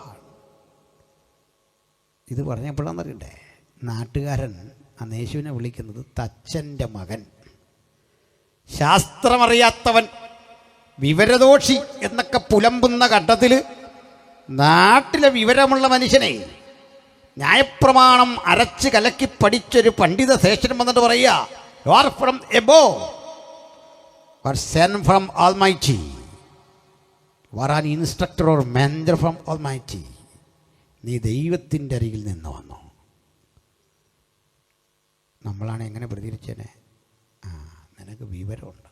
ഇവിടെ കുറേ ബോധം കെട്ട മനുഷ്യരുണ്ട്. ഞാൻ ഈ അത്ഭുതം അടയാളമൊക്കെ ചെയ്തിട്ട് അമ്മാർ ഇതുവരെ എന്നെ മനസ്സിലാക്കിയില്ല. ഇതാ പറയുന്ന വിദ്യാഭ്യാസം വേണം, അറിവ് വേണം. ഇത് ഞാൻ കുറേ പത്രോസിനെയും അന്ത്രയോസിനെയൊക്കെ വിളിച്ച് അവർ ഈ ഏറ്റവും ചെറിയ ജോലിയൊക്കെ ചെയ്തു തന്ന മനുഷ്യർ, അവർക്കൊന്നും എന്നെപ്പറ്റി വലിയ ഗ്രാഹ്യമില്ല. നമ്മളെന്ന് ഈ പത്രോസിനെയും അന്ത്രയോസിനെയൊക്കെ സഭയിൽ നിന്ന് നീക്കം ചെയ്യും. പ്രത്യേകിച്ച് നീക്കുകയില്ല, ഒരുതരം അവഗണന. പ്രത്യേകിച്ച് നീക്കത്തില്ല, ഹായ് പറഞ്ഞു പോകുന്നൊരു ബന്ധം. കാരണം നിക്കോദിമോസ് വന്നെന്ന്. പിറ്റേന്ന് പോലെ നിക്കോദിമോസും യേശുവും കൂടെ ഒരുമിച്ചായിരിക്കും പോകുന്നത്. നിക്കോദിമോസിൻ്റെ ഒരു ഫോട്ടോ അവിടെ, യേശുവിൻ്റെ ഒരു വലിയ ഫോട്ടോ അവിടെ. എന്നിട്ട് പറയും, ഇതുപോലുള്ള വലിയ വലിയ മനുഷ്യരെ എന്നെപ്പറ്റി പറയുമ്പം കുറേ ഡ്യൂപ്ലിക്കേറ്റ് ഈ നാട്ടിലുണ്ട്, അവർക്കൊന്നും എന്നെപ്പറ്റി അറിയില്ല. നീ അറിവുള്ളവനോട് ചോദിക്കും, ഞാൻ ആരാന്ന് പറഞ്ഞു തരും. ചില മനുഷ്യരങ്ങനെയുണ്ട്. ചില മനുഷ്യർ ഈ തങ്ങളെപ്പറ്റി അറിയാൻ വേറെ എങ്കിലും ചോദിക്കണം എന്നാണ് പറയുന്നത്. ഞാൻ ഓർക്കുന്നുണ്ട്, എൻ്റെ വീടിൻ്റെ അടുത്തൊരു മനുഷ്യനുണ്ട്, പാവപ്പെട്ടവനാണ്, നല്ല മനുഷ്യൻ. പുള്ളിക്ക് ഒരു കുഞ്ഞ് ജനിച്ചു. ആ കുഞ്ഞിൻ്റെ 5-6 മാസം പ്രായമായി. ഈ കുട്ടി രാത്രി കിടന്ന് വല്ലാതെ അങ്ങ് കരയും. കുഞ്ഞുങ്ങൾക്ക് ഇങ്ങനൊരു സ്വഭാവം ഉണ്ടല്ലോ, അത് ഭൂതവും പിശാചൊന്നും ആയിട്ടല്ല, അതിനെന്തോ ചെറിയ ഇറിറ്റേഷനൊക്കെ വന്നിട്ട് അതങ്ങ് കരയുക. നിങ്ങൾ അന്നേരം അതിനെ സുവിശേഷ വിലയ്ക്കൊന്നും സമർപ്പിക്കില്ല, അത് പതുക്കെ വന്നോളും. ഈ ചെറുപ്പത്തിൽ കരയുന്ന കുഞ്ഞിനെ കരഞ്ഞ് ഓവറാകുമ്പോഴേക്ക് വീട്ടുകാരതിനെ വേലയ്ക്ക് സമർപ്പിക്കുക. അവനായി സ്റ്റേജിൽ കയറി ഈ പിച്ചും പെയ്യും എല്ലാം വിളിച്ചു പറയുന്നത്. നിങ്ങൾ ഈ ശല്യമൊന്നും ചെയ്യരുത്, അതങ്ങ് മാറിക്കോളും. ഒന്ന് പ്രാർത്ഥിച്ചിട്ട് കിടന്നാൽ മതി, മാറും. വിളിയുള്ളവനേ പോകാവുള്ളൂ വേലയ്ക്ക്. അല്ല, ഈ 6 മാസം പ്രായമുള്ള കുഞ്ഞ് ഇങ്ങനെ കരഞ്ഞപ്പോൾ ഇവനെ ആശ്വസിപ്പിക്കാൻ നോക്കിയിട്ട് പറ്റുന്നില്ല. പുരുഷന്മാർ ചെന്നിട്ട് കുഞ്ഞെ അടങ്ങിയിരിക്കുന്നു പറഞ്ഞത് കേൾക്കുകയില്ല. നമ്മൾ താലോലിക്കാൻ നോക്കിയാലും നടക്കുകയില്ല, വലിയ പാടാണ്. അമ്മയെ ആശ്വസിപ്പിക്കുന്നു, വീട്ടുകാരെല്ലാം കൂടെ ആശ്വസിപ്പിക്കുന്നു, അങ്ങനെ ഇരിക്കുന്നില്ല. അവസാനം ഈ പുള്ളി അങ്ങ് അരിശപ്പെട്ടു കൊച്ചിനോട്. 6 മാസം പ്രായമുള്ള കൊച്ചിനോട് 5-6 തെറി. മിണ്ടാ കിടന്നോളൂന്ന് പറഞ്ഞു. എന്നിട്ട് പറയുക, നീയേ ജോസ് ആരാണെന്ന് ഈ നാട്ടിലും തിരക്കണമെന്ന്. നിനക്കെന്നെ മനസ്സിലായിട്ടില്ല, കാള് മാറിപ്പോയി. അടിച്ചതിൻ്റെ ചെവിക്കുറ്റി ഞാൻ പോയിക്കും. നീ ഒന്ന് തിരക്കണം ജോസ് ആരാണെന്ന്. ആരാ? 6 മാസം പ്രായമുള്ള കൊച്ച്. ഓർത്ത് നോക്കി, ഇത്തരം പൊട്ടന്മാരും ലോകത്തുണ്ട്. ഇതുപോലെ പറയാം, നീ ഒന്ന് തിരക്ക് നാട്ടിൽ, ആരോടെങ്കിലും ചോദിക്ക്. ഞങ്ങൾ കർത്താവായ യേശുവിനെ പ്രസംഗിക്കുമ്പോൾ വിക്ടർ ഹ്യൂഗോ പറഞ്ഞു, അല്ലെങ്കിൽ മറ്റൊരുത്തം പറഞ്ഞു, ഈ സപ്പോർട്ടൊന്നും ഇവിടെ ആവശ്യമില്ലെന്നേ, ഇത്തരം സപ്പോർട്ടുകളിലല്ലെന്നേ യേശുവിനെ പ്രസംഗിക്കുന്നേ. ആരെന്ത് പറഞ്ഞതൊന്നും കേൾക്കാൻ ഈ ഗുരുവിന് ഇഷ്ടമില്ല. ഈ നിക്കോദിമോസിൻ്റെ മുഖത്തേക്ക് നോക്കിയിട്ട് യേശുവിൻ്റെ പ്രതികരണം ഒരല്പം കട്ടിയായിപ്പോയെന്ന് തോന്നും. എന്താണെന്നറിയണ്ടേ? കുഞ്ഞേ, നീ വീണ്ടും ജനിച്ചതല്ല, തൽക്കാലം പോയാട്ടെ. ഒരു ഗെറ്റ് ഔട്ട് അടിക്കുന്ന ശബ്ദമുണ്ട് അതിനകത്ത്. തിരക്കാന്ന് നീ ഇവിടെ കിടന്ന് ഇതൊക്കെ സംസാരിച്ചു കഴിഞ്ഞാൽ. ഈ പുള്ളി ചോദിച്ചു, സാറെന്താ ഈ പറയുന്നേ? എനിക്ക് വയസ്സ് എത്ര ഉണ്ടെന്നറിയോ? ഞാൻ വൃദ്ധനായ ശേഷം അമ്മയുടെ ഉദരത്തിൽ കിടന്ന് എങ്ങനെ വീണ്ടും ജനിക്കും? അതിൻ്റെ അർത്ഥം യേശുവിൻ്റെ ആത്മീയ വചനങ്ങളുടെ ശക്തി താങ്ങാനുള്ള ശേഷി ഈ നിക്കോദിമോസിൻ്റെ പാണ്ഡിത്യത്തിനില്ലായിരുന്നു. അവൻ തിരിച്ചുപോയി. നിക്കോദിമോസിന് കിട്ടാത്ത സുഖമാണ് അന്ന് ബേസയിലെ പത്രോസ് അനുഭവിച്ചേ. കാരണം അവൻ വീണ്ടും ജനിച്ചിരുന്നു. വീണ്ടും ജനിക്കാത്തവനെ മടക്കി അയച്ചു. ആ പോകുന്ന പോക്കിൽ ഈ പണ്ഡിതൻ ഓർത്തു, ഞാൻ ചെന്ന ഒരിടത്തും ആളുകൾ എന്നെ പുകഴ്ത്താതിരുന്നിട്ടില്ല, എൻ്റെ അറിവിനെ ബഹുമാനിക്കാതിരുന്നിട്ടില്ല. ഞാൻ ഏറെ ആകാംക്ഷയോടെ ചെന്നപ്പോൾ പ്രതീക്ഷയർപ്പിച്ച ഈ മനുഷ്യൻ എന്നെ തിരിച്ചുവിട്ടു. അവൻ്റെ അന്തരാത്മാവോട് ദൈവവചനം പറഞ്ഞു, ഒന്നുമല്ല, നീ വീണ്ടും ജനിക്കാൻ ഇന്നു മുതൽ ഉദ്യമിക്കണം. നിക്കോദിമോസ് വീണ്ടും ജനിച്ചെന്നാ നമുക്കറിയാമല്ലോ. പിന്നീട് അവൻ യേശുവിനെ അന്ന് മുതൽ ഒരു രഹസ്യ വിശ്വാസിയായി അനുധാവനം ചെയ്തു എന്നാണ്. അതൊക്കെ നമുക്കറിയാം. അപ്പഴേ തന്നെ ആരെങ്കിലും ദൈവമെന്ന് വിളിച്ച, ദൈവപുത്രൻ എന്ന് വിളിച്ച, ഉയരത്തിൽ നിന്ന് വന്നെന്ന് പറഞ്ഞാൽ അതങ്ങ് ബാൻ ചെയ്യും യേശു. ഇനി മറ്റൊരാൾ ഈ വിലക്കെല്ലാം ലംഘിച്ചുകൊണ്ട് ചാടി കയറി പറഞ്ഞു. ആരാന്നറിയണ്ടേ? ഭൂതം. സത്യം പറയാമല്ലോ, ഉള്ള പറയണം. ഈ യേശുവിനെ മാനം മര്യാദയ്ക്ക് അഡ്രസ്സ് ചെയ്തത് ഭൂതങ്ങളാണ്. ബാക്കി ആളുകൾ തച്ചനെന്ന് വിളിക്കുമ്പോൾ, തച്ചൻ്റെ മകനെന്ന് വിളിക്കുമ്പോൾ, ശാസ്ത്രം അറിയാത്തവനെന്ന് വിളിക്കുമ്പോൾ, പിശാച് നല്ല അന്തസ്സായിട്ട് യേശുവിനെ വിളിച്ചു, യേശുവേ മഹോന്നതനായ ദൈവത്തിൻ്റെ പുത്ര.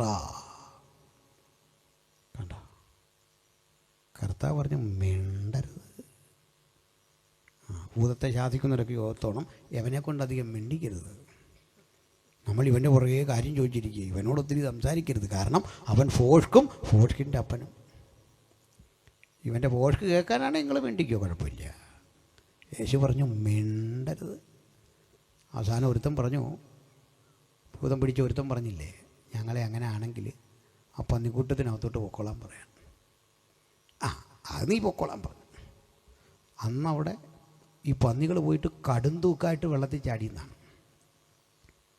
കടുംതൂക്കായിട്ട് വെള്ളത്തിൽ ചാടി.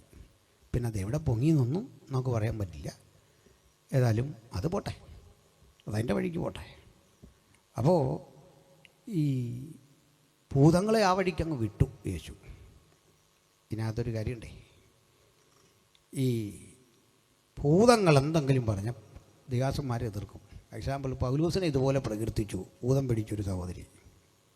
എന്താണെന്നറിയണ്ടേ, പൗലോസും ശീലാസും ഒക്കെ ഇങ്ങനെ പോകുന്ന വഴിക്കൊരു സഹോദരി പറയുക, ഇവർ അത്യുന്നതനായ ദൈവത്തിൻ്റെ ദാസന്മാർ, രക്ഷാമാർഗം നിങ്ങളോട് അറിയിക്കാൻ വരുന്നു.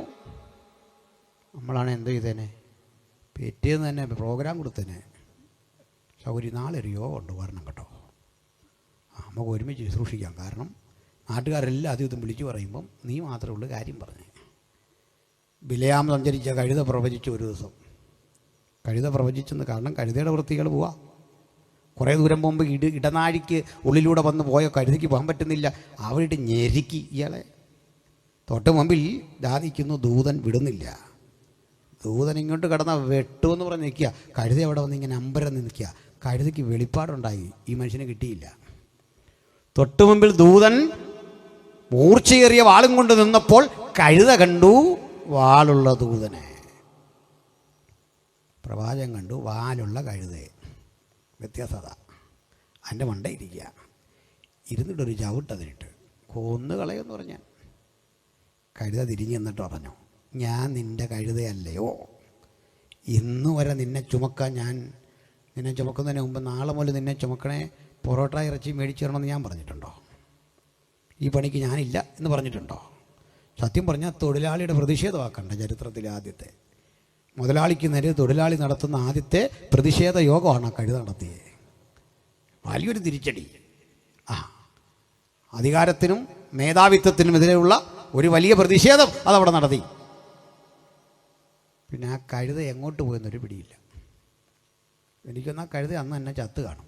അതിൻ്റെ കാരണം വേറൊന്നുമല്ല, അത് ജീവിച്ചിരുന്നെങ്കിൽ പിറ്റേ ദിവസം നമ്മൾ പോയതിന് പ്രോഗ്രാം കൊടുത്തേനെ. ഞങ്ങൾക്കൊന്നും ഇവിടെ വരാൻ പറ്റിയില്ല, കഴുത സംസാരിക്കുന്നു അതിനെ വിളിച്ചെന്നെ. എന്താ കാര്യം? കഴുത സംസാരിക്കും, കാരണം കഴുത പറഞ്ഞെല്ലാം കൃത്യമായിരുന്നു. കഴുതയെ കൊണ്ട് പിന്നെ ഇവിടെ എല്ലാം വരും. ഫ്ലക്സ് അടിക്കുന്ന കഴുതയുടെ ആയിരിക്കും. നാളെ ഈ റവറണ്ട് നിങ്ങളോട് സംസാരിക്കും. നമ്മുടെ ഒരു അസുഖം. പക്ഷെ കർത്താവ് എന്ത് ചെയ്തു? ഭൂതത്തോട് പറഞ്ഞു, മിണ്ടരുത്, അനങ്ങരുത്. അപ്പോൾ തന്നെ പുകഴ്ത്തിയവരെ, തന്നെ പ്രശംസിച്ചവരെ, ദൈവമെന്ന് വിളിച്ചവരെ ഒക്കെ കണ്ടിട്ട് പറഞ്ഞു, ഏയ് വേണ്ട. അങ്ങനെ ഇരിക്കെ കർത്താവും നമ്മുടെ പത്രോസും അന്ത്രോസും യാക്കോവും എല്ലാം കൂടി യാത്ര ചെയ്തൊരു സ്ഥലത്ത് ചെന്നു. ഫിലിപ്പിൻ്റെ കൈസരിയ. നിങ്ങൾ കേട്ടിട്ടുണ്ടോ? ആ കൈസരിയിലേക്ക് കയറുമ്പോൾ അത് കൈസറുടെ പട്ടണമാണ്.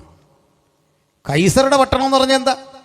രാജ്യം ഭരിക്കുന്ന ചക്രവർത്തി തിരുമനസിന് സമർപ്പിച്ചൊരു പട്ടണം.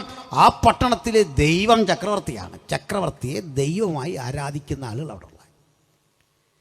ഈ സ്ഥലത്ത് വരുമ്പോൾ യേശു ഒരു ചോദ്യം, കാരണം അവിടെ എപ്പോഴും ഉയർന്നു കേൾക്കാം, നമ്മുടെ കർത്താവും രക്ഷിതാവുമായ റോമാ കൈസറുടെ നാമത്തിൽ ഞാൻ നിങ്ങളെ വന്ദിക്കുന്നു. ഇത് പറഞ്ഞ് അങ്ങോട്ട് കയറാനൊക്കെയുള്ളൂ. നിങ്ങൾക്ക് തോന്നുന്നുണ്ടോ യേശു ഇങ്ങനെ പറഞ്ഞെന്ന്? യേശു മിണ്ടിയില്ല. നാട്ടു നടപ്പല്ലേ എന്ന് ഓർത്ത് ഇതൊന്നും വിളിച്ചു പറയില്ല. ശിഷ്യന്മാർ യേശു മിണ്ടാത്തതുകൊണ്ട് ശിഷ്യന്മാരും മിണ്ടിയില്ല.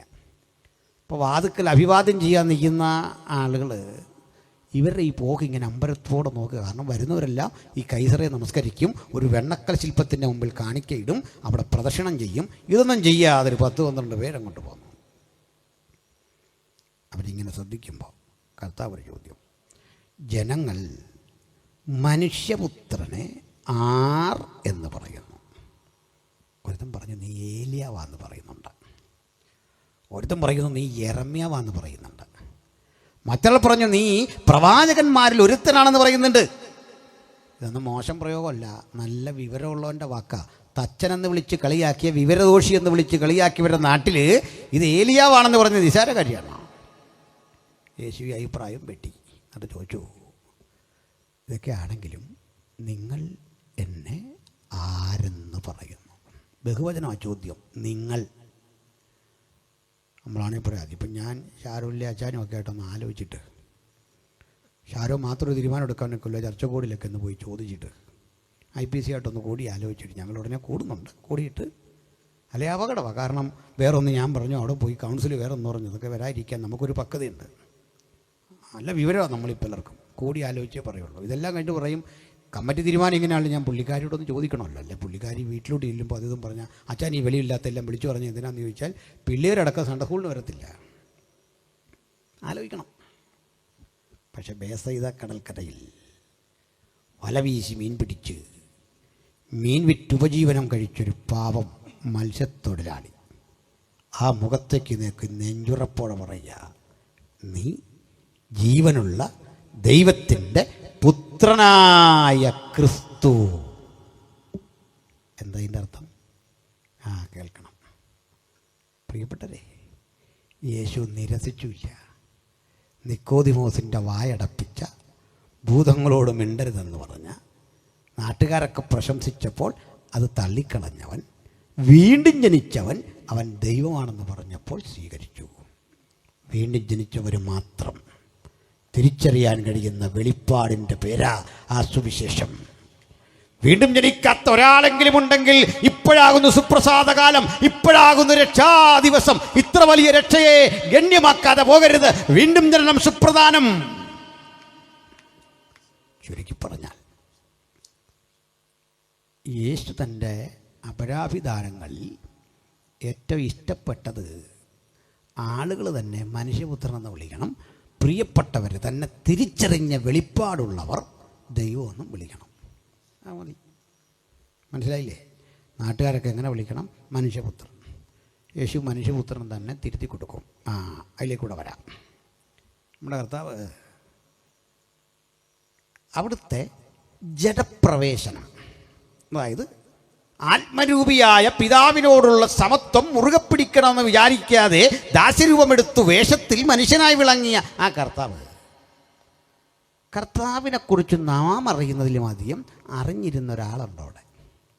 അത് പിശാച്. പിശാചിനറിയാം, ആദ്യത്തെ ആദമിനെ ഞാൻ ഏദനിൽ തകർത്തു. ദൈവം അന്നേ കുറിച്ച് വെച്ചു, സ്ത്രീയുടെ സന്തതി സർപ്പത്തിൻ്റെ തല തകർക്കും. അന്ന് മുതൽ അവൻ കാത്തിരിക്കുക, ഒരൊടുക്കത്തെ ആദമായവൻ എൻ്റെ തല തകർക്കാനായിട്ട് വരും. എന്നാൽ അവൻ സർവജ്ഞാനിയല്ല, ജ്ഞാനിയാണ്, അറിവുണ്ട്. യേശുവിനെ കണ്ടിട്ട് ഇവന് എൻ്റെ തല തകർക്കാൻ വരുന്ന ആളിതോ എന്നൊരാശങ്ക. അതുകൊണ്ട് യേശുവിനെ കാണുന്നിടത്ത് വിളിക്കും ദൈവപുത്ര. യേശുവിൻ്റെ മറുപടി കേൾക്കണം. പണ്ട് ഏദനിൽ ആദമിനെ തോൽപ്പിച്ച പിശാചിൻ്റെ ശക്തിയും കറിയോ? ആദമിന് ഭക്ഷണം വേണ്ടാത്തവനാണ്, കാരണം വിശപ്പില്ല. ആദം കഴിച്ച വിശപ്പിനല്ല, രുചിക്ക് വേണ്ടിയാണ്, സ്വാദിന് വേണ്ടി. നിത്യതയിൽ അങ്ങനെ മനുഷ്യന് ഭക്ഷണമുണ്ട്, വിശക്കുകയില്ല. പിന്നെ എന്തിനാ ഭക്ഷണം? സ്വാദിന് കഴിക്കുന്നതും വിശപ്പിന് കഴിക്കുന്നതും രണ്ട് രീതിയിലാണ്. മനസ്സിലായോ? ഇല്ല. പറയാം. അതാണ് കല്യാണത്തിന് ചില ആളുകൾ സകല കല്യാണത്തിനിരുന്ന് സാധാരണ ഒരു മനുഷ്യന് ഒരാഴ്ച കഴിക്കേണ്ട ഭക്ഷണം അവൻ 10 മിനിറ്റ് കൊണ്ട് കഴിച്ച് തീർക്കും. എന്നിട്ട് ആ കല്യാണം നടത്തിയവനെ 2 പള്ളു പറയാതെ പോരുകയില്ല. എന്തൊരു ഭക്ഷണമായിരുന്നു! ഞാനവിടെ ചെന്ന് നോക്കി നിന്ന് ആകപ്പാടെ അവിടെ ആരുമില്ലൊരു മനുഷ്യൻ, എന്തോ ഒരു ഏർപ്പാടായിരുന്നു. ഇത് മനുഷ്യൻ്റെ ഒരു പൊതു സ്വഭാവമാണ്. എന്നാൽ ഈ മരണം കഴിഞ്ഞ് നമുക്കൊരു സ്നാക്സ് തരുമല്ലോ. ഈ സ്നാക്സ് കഴിച്ചിട്ട് ആരും പറയാം എന്തോ ഒരു വടയായിരുന്നു, ചുമ്മാ കൊള്ളത്തില്ലാത്തൊരു സാധനം. വീട്ടിലെ കാർന്നവർ പറയാണോ, പോട്ടെ, ഇനി ഒരു അവസരം വരുമ്പോൾ നമുക്കത് വേണ്ട പോലെയൊക്കെ ക്രമീകരിക്കാം. പറയുമോ? ഇല്ല. എന്താ കാര്യം? സ്നാക്സ് കഴിച്ചത് വിശപ്പിനും കല്യാണത്തിന് കഴിച്ചത് സ്വാദിനും വ്യത്യാസം പിടിയിട്ടോ? സഹോദരിമാർക്ക് പറഞ്ഞുതരാം. ഈ പുരുഷന്മാർ ജോലിയെല്ലാം കഴിഞ്ഞ് തിരക്ക് പിടിച്ച് വീട്ടിലോട്ട് വരും.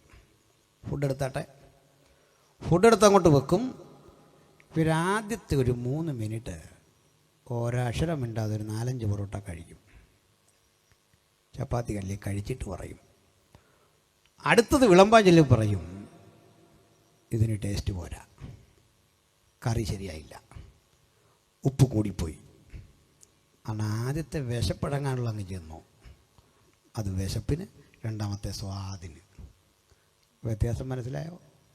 ആദമിന് ഫുഡ് വേണ്ടെന്ന് ഏതെങ്കിലും. പക്ഷെങ്കിലേ സ്വാദിന് കഴിക്കാവുന്ന നിത്യതയിലും അങ്ങനെയാണ്. നമുക്ക് വിശക്കുകയില്ല, ദാഹിക്കുകയില്ല. അതാ നിത്യത. വിശപ്പില്ലാത്തവൻ, ദാഹമറിയാത്തവൻ, സുമുഖൻ, സുന്ദരൻ, ആരോഗ്യതിടകാത്രൻ, ദൈവത്തോടൊപ്പം നടക്കുന്നവനെ സാത്താൻ ഭക്ഷണം കാട്ടി തോപ്പിച്ചു. അവൻ തോറ്റു.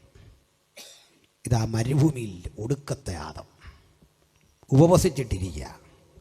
വിശക്കുന്നവൻ, ദാഹിക്കുന്നവൻ ഇരിക്കുന്ന പറുദീസയിലല്ല, മരുഭൂമിയിൽ. പണ്ട് നിന്റെ പൂർവികനെ ഏദനിൽ തോൽപ്പിച്ചെങ്കിൽ ഈ മരുഭൂമിയിൽ തോൽപ്പിക്കാൻ എളുപ്പം എന്ന് കരുതി വന്നിട്ട് ഇരിക്കുന്ന ആളിനെ സൂക്ഷ്മമായി നോക്കിയിട്ട് മുമ്പേ പറഞ്ഞ പ്രലോഭനം ഒന്ന് കൊണ്ടുവരാൻ നോക്കുക, പ്രലോഭിപ്പിക്കാൻ നോക്കുക. പക്ഷേ യേശു ഏറ്റെടുക്കില്ല. രസകരമായ കാര്യം കേട്ടില്ലേ? യേശുവിനോട് അവൻ ചോദിക്കുന്ന പദം ശ്രദ്ധിക്കണം. നീ ദൈവപുത്രൻ എങ്കിൽ, you are the son of God, നീ ദൈവപുത്രനെങ്കിൽ ഈ കല്ലിനോട് അപ്പമാകാൻ പറ. നമ്മളാണ് എന്ത് പറഞ്ഞത്? നീ കൂടുതലൊന്നും പറയണ്ട, ഞാൻ എത്രയോ തവണ കല്ല് അപ്പമാക്കിയിരുന്നു. ഞാൻ പുതിരിക്കണ്ടത്തായിരുന്നപ്പോൾ എത്ര കല്ല് ആളുകൾക്ക് പ്രാർത്ഥിച്ച് അപ്പമാക്കി കൊടുത്തു. മറൈൻ ഡ്രൈവിൽ പോയപ്പോൾ ലോഡ് കണക്കിന് കല്ലുമായിട്ട് ആളുകൾ വന്നു, അതെല്ലാം തിരിച്ച് ചപ്പാത്തിയാക്കി കൊടുത്തു വിട്ടാളാണ് ഞാൻ ന്യൂയോർക്കിലായിരുന്നപ്പോൾ ഇതിലും വലുത് ചെയ്തു. ടെക്സാസിൽ നിന്ന് ഞാൻ പോരുമ്പോൾ അത്ഭുതം കാരണം നിൽക്കാൻ വയ്യാതായി. ഇങ്ങനെ നമ്മൾ കീച്ചു വിടുന്നേ. യേശു എൻ്റെ മുഖത്തേക്ക് നോക്കിയിട്ട് പറഞ്ഞു, ഡാ, മനുഷ്യൻ അപ്പം കൊണ്ട് മാത്രമല്ല. ചോദ്യം, നീ ദൈവപുത്രനെങ്കിൽ. യേശുവിൻ്റെ ഉത്തരം, മനുഷ്യൻ അപ്പം കൊണ്ട് മാത്രമല്ല. എന്താ മനസ്സിലായി? ഇവൻ വിളിച്ച ദൈവപുത്രൻ. യേശു പറഞ്ഞു കൊടുത്താലടാ മനുഷ്യൻ, നീ പക്ക മനുഷ്യനായിട്ട് കണ്ടാൽ മതി. ഇതെന്താ ഇങ്ങനെ പറഞ്ഞു കൊടുക്കുന്നത്? കാരണമുണ്ട്. യൂണിഫോമിൽ വരുന്ന ഒരു ഭീകരനെ പിടിക്കാൻ യൂണിഫോമിൽ വരുന്ന ഉദ്യോഗസ്ഥനേക്കാൾ പ്രായോഗികമായി വിജയിക്കുന്നത് മഫ്റ്റിയിൽ വരുന്ന, വേഷം മാറി വരുന്ന പോലീസുകാരനാണ്. പിടിയിട്ടോ? ഇല്ല. ഒരു ഭീകരൻ വേഷം മാറി നമ്മുടെ യോഗത്തിൽ വന്നിരുന്നു കുട്ടിക്കോ, അപ്പോൾ വേഗത്തിൽ അന്യഭാഷ പറയുന്നു, ചാടുന്നു, തുള്ളുന്നു, അവനങ്ങ് പ്രകടിപ്പിക്കുകയല്ലേ.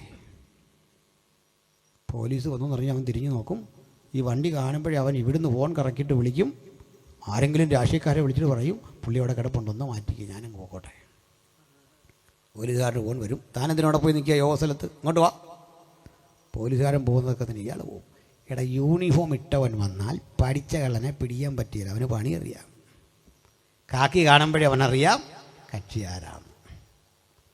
അങ്ങനെ ഇരിക്കുമ്പോൾ പഴയ ഫയലുകളെല്ലാം പരതി വരുമ്പോൾ പറയുന്നുണ്ട്, ഒരുത്തൻ ദേ കളിപ്പിച്ച് നടക്കുന്നുണ്ട്, കിട്ടുന്നില്ല, ഭയങ്കര സ്വാധീനമാണ്, ഭയങ്കര വിഷയം, അവനെ പിടിക്കാൻ പറ്റില്ല. അനുഭവ സമ്പത്തുള്ള നല്ല നീതിബോധമുള്ളൊരു ഓഫീസർ പറഞ്ഞു, ഞാൻ പിടിക്കാം.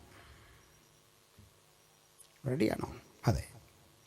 നിങ്ങളാരും അറിയണ്ട, ഞാനവനെ കയ്യാമം വെച്ച് ഇവിടെ കൊണ്ടുവരും. പുള്ളി രാവിലെ അനിപ്പാസ്റ്ററെ വിളിച്ചിട്ട് യോഗ എപ്പോഴാണ് പാസ്റ്ററെ? ഇന്ന സമയത്താണ്. എനിക്കൊന്ന് കൂടണം ആ യോഗത്തിന്. ആരാ വിളിക്കുന്ന? എൻ്റെ അടുത്തുനിന്ന്. ഞാനൊരു സഹോദരനാണ്, ഒരു സഭയിലെ വിശ്വാസിയാണ്. പുള്ളി ബൈബിളുമൊക്കെ ആയിട്ട് നേരത്തെ വന്ന് ഇവൻ ഇരിക്കുന്നതിൻ്റെ അടുത്തങ്ങ് ഇരിപ്പുറപ്പിച്ചു. ഇവൻ അന്യഭാഷ പറയുമ്പോൾ പുള്ളി 2 ശക്തിക്ക് ഇരട്ടിക്ക് പറയാൻ തുടങ്ങി. 2 പേരും ആരാധിക്കാൻ തുടങ്ങി. അവരെ സംശയമൊന്നുമില്ല. യോഗ കഴിഞ്ഞ് ഇവൻ അങ്ങോട്ട് പോകാൻ നേരം പുള്ളി ഇരട്ടി ഒരു പിടി. ഇവൻ പ്രതികരിക്കാൻ നോക്കിയിട്ട് പറഞ്ഞ് കയറാതെ പിടിച്ച് വലിച്ച് വണ്ടിയിലോട്ട് തട്ടുമ്പോൾ അനിപ്പാസ് പറയുക, വിഷയം എന്താ? ഒരു വിഷയമില്ല പാസ്റ്ററെ, കാണാം. പാസ്റ്ററോടെ നിൽക്കുക, കാണാം. പിറ്റേന്ന് പത്രത്തിൽ കാണാം, കൊടും കുറ്റവാളി അറസ്റ്റിൽ. യൂണിഫോമിലെല്ലാം അറസ്റ്റ് ചെയ്ത ആളിൻ്റെ പോലീസ് ഉദ്യോഗത്തിൻ്റെ റാങ്കും ഡീറ്റെയിലും എല്ലാം കൊടുത്തിട്ട് പറയുക, ഇന്ന സ്ഥലത്ത് വെച്ച് ഇന്ന രൂപത്തിൽ അറസ്റ്റ് ചെയ്തേ. വൈകിട്ട് മാധ്യമ ചർച്ചകളിൽ കാണാം, ഈ കൊടും കുറ്റവാളിയെ താങ്കൾ എങ്ങനെ കീഴടക്കിയേ? മാധ്യമപ്രവർത്തനോട് പോലീസുകാരൻ പറയും, ഇയാൾ പഠിച്ച പണി വലുതും നോക്കി, ഞാൻ ഇവൻ്റെ കേസ് ഡയറി മുഴുവൻ പരിശോധിച്ച് ഇവൻ പോകാനിടയുള്ള സ്ഥലങ്ങളിലൊക്കെ ഇവനെപ്പോലെ വേഷം മാറിച്ചെന്നു ഇവനെ കീഴടക്കി. അന്ന് മുതലേ സമസ്വഭാവമുള്ള കുറ്റവാളികൾക്കൊരു പേര്, കാക്കിയിട്ട പോലീസല്ല കരുത്തൻ, മഫ്റ്റിയിൽ വരുന്നവൻ കരുത്തനാവൻ തല കൊണ്ടല്ലാതെ പോവില്ല. എന്താ മനസ്സിലായി? ദൈവപുത്രനായി വരുന്ന ക്രിസ്തുവിനേക്കാൾ സാത്താന് പേടി വേഷത്തിൽ മനുഷ്യനായി വിളങ്ങി വരുന്ന യേശുവിനെ കണ്ടപ്പോൾ മനസ്സിലായി എൻ്റെ തല പോക്ക എന്നെ പിടിക്കുക. അതിനാണ് യേശു കൂടെ പറയുന്നത് മനുഷ്യപുത്രൻ. അതിനാണ് ഇന്നും നമ്മൾ ശാസിക്കുമ്പോൾ യേശുവിൻ്റെ ലോക്കൽ അഡ്രസ്സ് വെച്ചടിക്കുന്നത്. പിശാചിനെ വിളിച്ചിട്ട് പറയും നസ്രായനായ യേശുവിൻ്റെ ലോക്കലാ. പത്തിയൂർന്ന് പറയുന്ന പോലെ സ്ഥലമാണ്. പറഞ്ഞ പിടിയിട്ടോ ഒരു ലോക്കൽ സ്ഥലം. ലോക്കൽ അഡ്രസ്സ് കൊടുത്തിട്ട് പറയും ഇത് കണ്ടോ ആളിനെ അറിയോ, ആ നാമത്തിലാണ് ഞാൻ നിന്നോട് കൽപ്പിക്കുന്ന വിട്ടുപോ. എന്ത് പിടികിട്ടി? സ്വർഗമഹിമ വെടിഞ്ഞ് താണലോകത്തിലേക്ക് വന്ന യേശു വേഷത്തിൽ മനുഷ്യനായി വിളങ്ങി ആദമ്യകുലത്തിൻ്റെ തോൽവി ഇനി ആവർത്തിക്കപ്പെടാതിരിക്കാൻ ആ ശരീരം കൊണ്ട് സാത്താന്യ ശക്തിയെ ചെറുത്തോൽപ്പിച്ച് തകർത്ത് തരിപ്പണമാക്കി അവന് പ്രായച്ചിത്തമായി തൻ്റെ പ്രാണനെ നമുക്ക് വേണ്ടി യാഗമാക്കി തന്നു. അപ്പോൾ കൂടി വിശദീകരിച്ച് നമുക്ക് അവസാനിപ്പിക്കാം. പ്രിയരെ, ഓർക്കേണ്ട ഒരു കാര്യം, ഈ